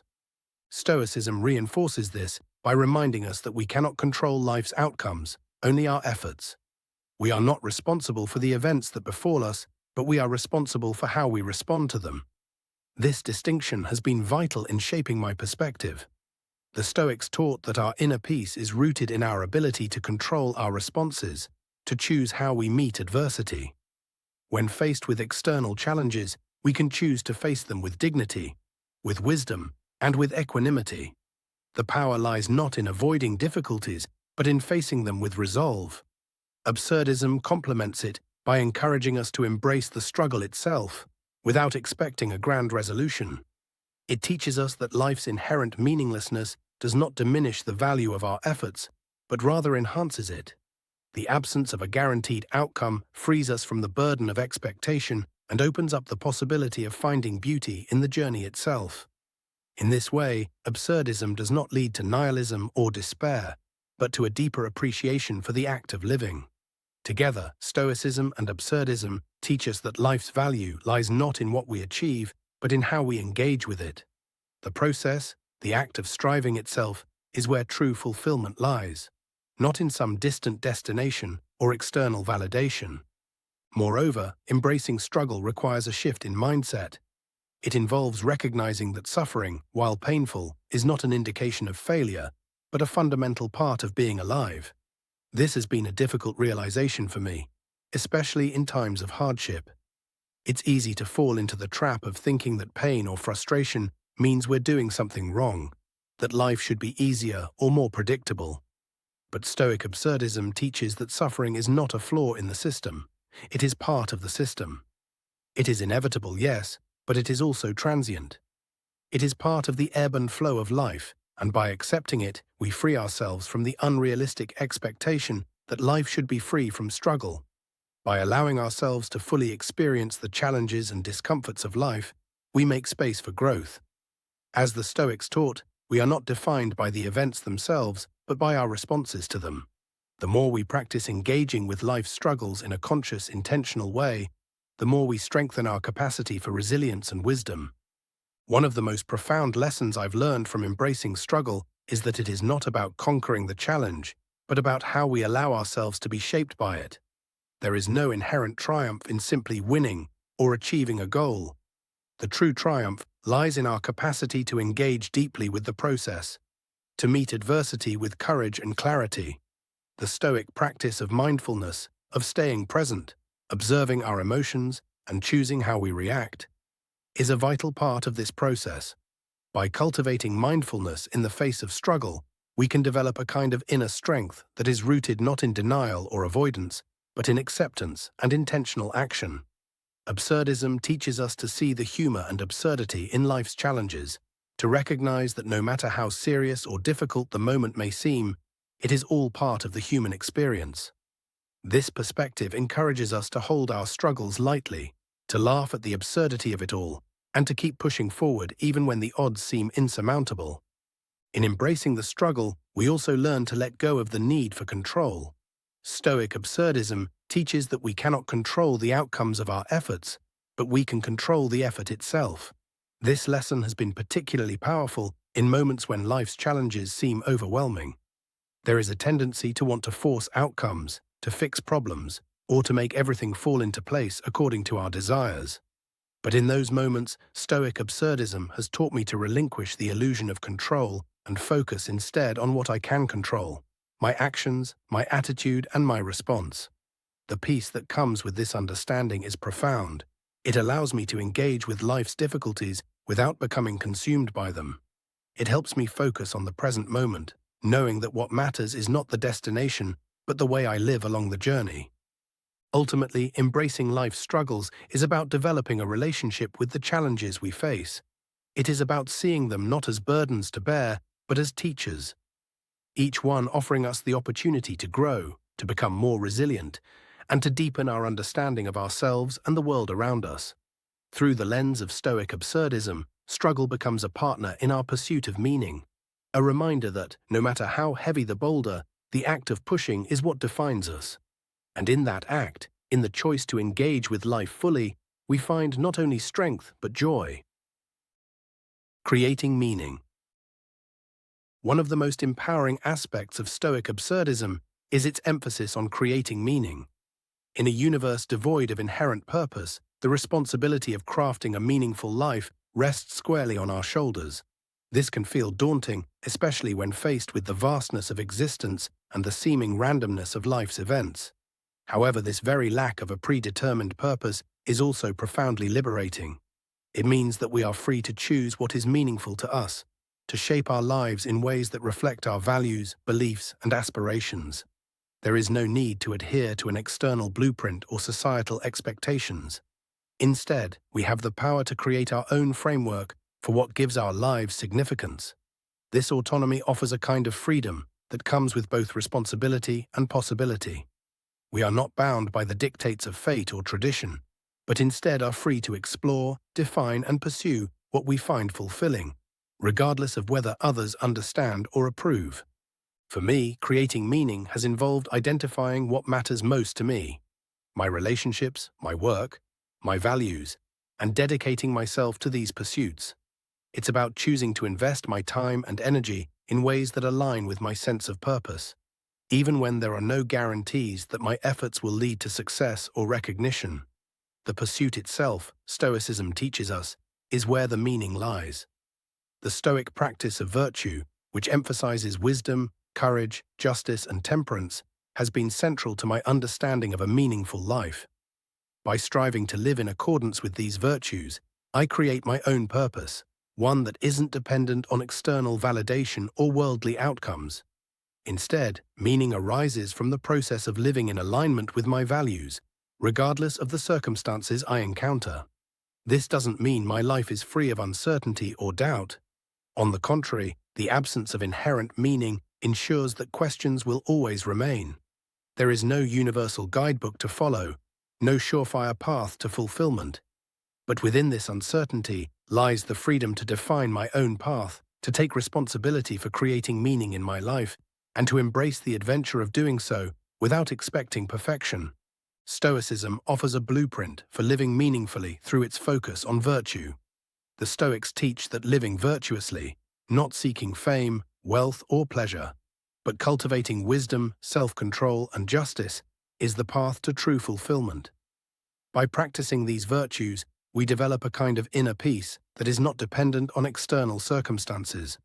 This aligns perfectly with Absurdism, which teaches that life lacks inherent meaning, but this does not render it devoid of value. Absurdism reminds us that the process of creating meaning is itself meaningful. The struggle, the striving, the constant questioning and exploration, these are the very elements that give our lives substance. This approach invites us to find fulfillment not by waiting for an external sign of purpose, but by embracing the act of living itself. We are free to invest ourselves in what matters to us, regardless of whether the universe provides any grand final answers. The meaning is not in waiting for some grand revelation, but in the everyday act of creating, doing, and living. Together, Stoicism and Absurdism encourage us to approach life with intentionality, to find fulfillment in the journey rather than the destination, and to celebrate the small victories along the way. In a world that often prioritizes external achievements and grand milestones, these philosophies shift the focus inward. Instead of chasing after success or recognition, we are invited to cultivate a sense of meaning in every moment, to invest in the process of living authentically and purposefully. Stoicism teaches us that meaning comes from our responses to life, and Absurdism reminds us that meaning is not handed to us but must be actively created. In this way, we are both the creators and the recipients of meaning, and the joy of living lies in the process of becoming who we are meant to be. This perspective has led me to reevaluate how I approach every aspect of my life, from my work to my relationships to the way I spend my time. Rather than passively waiting for meaning to emerge, I now see it as something I can actively shape. There is an empowering sense of agency in this realization, a recognition that the moments I invest in, whether through the work I do, the people I connect with, or the small acts of kindness I extend, are all part of the meaning I am creating. I no longer need to wait for life to provide a sense of purpose, because I am actively participating in the creation of it. This shift has changed my relationship with both my successes and my failures. Success is no longer defined by external validation or achievement. It is defined by the alignment of my actions with my values and my capacity to live authentically. Failure, likewise, is not a defeat, but an opportunity for growth, a chance to refine my purpose and deepen my commitment to living meaningfully. Moreover, this approach to creating meaning has helped me develop a deeper sense of resilience. In a world that often seems chaotic and unpredictable, the ability to find meaning in the face of uncertainty is invaluable. There is a quiet strength that comes from knowing that we are the architects of our own lives, that we are not at the mercy of some grand cosmic plan, but are free to choose the direction we wish to take. Life may not come with a built-in purpose, but it offers us the raw material with which we can craft our own. And in doing so, we find that meaning is not a distant goal to be achieved, but a way of being in the world, a continual act of creation that reflects our deepest values and aspirations. An invitation to practice. Philosophy, as I've come to understand it, is not merely something we study, it's something we live. Stoic absurdism is no exception. Its tenets come to life through practice, through the choices we make, the habits we cultivate, and the ways we engage with the world. I invite you to embark on this journey to explore how Stoic absurdism can shape your perspective and transform your life. Begin by reflecting on what matters most to you. What are your core values? What gives your life meaning? From there, consider how you can align your actions with these priorities. This might involve journaling, setting goals, or simply taking time each day to reflect on your intentions. Practical exercises like mindfulness meditation, gratitude journaling, and reframing struggles as opportunities can also help you integrate the principles of Stoic absurdism into your daily life.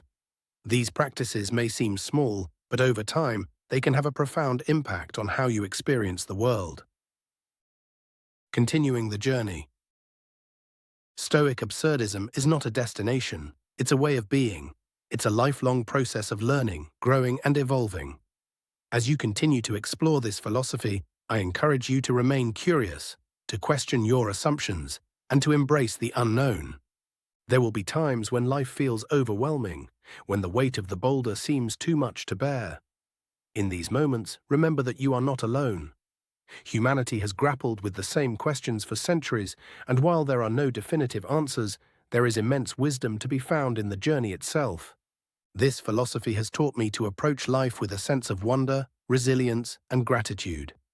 It's shown me that even in the face of absurdity, I can live with purpose and integrity. And it's reminded me that the act of living fully, of engaging with life's joys and challenges alike, is its own reward. As you move forward, I invite you to embrace Stoic absurdism as a guide, a companion, and a source of inspiration. May it help you navigate the complexities of existence, find meaning in the mundane, and cultivate a life that reflects your truest self. And may it remind you, as it has reminded me, that while the universe may be indifferent, our response to it is a testament to the boundless potential of the human spirit. Appendices. To deepen your understanding of Stoic absurdism and its philosophical foundations, consider exploring the following texts: Stoic Philosophy, Marcus Aurelius Meditations, Epictetus Discourses and Enchiridion, Seneca Letters to Lucilius, Absurdist Philosophy, Albert Camus The Myth of Sisyphus, Albert Camus The Stranger, Fyodor Dostoevsky Notes from Underground, Blended and Related Perspectives, Viktor Frankl Man's Search for Meaning, Friedrich Nietzsche Thus Spoke Zarathustra, Simone de Beauvoir The Ethics of Ambiguity. These works provide a foundational understanding of the philosophical roots and principles that underpin Stoic absurdism. Reflection questions. Use these prompts to engage in individual reflection or group discussions. They are designed to help you connect the philosophy of Stoic absurdism to your own experiences and challenges. How do you interpret the concept of embracing the absurd in your daily life? Can you identify specific moments where this perspective has helped you? What does living virtuously mean to you, and how can you apply Stoic absurdism to guide your moral decisions? How do you reconcile the search for meaning with the understanding that life has no inherent meaning. Which aspects of Stoicism resonate most deeply with you, and why? How do they complement or contrast with Absurdism?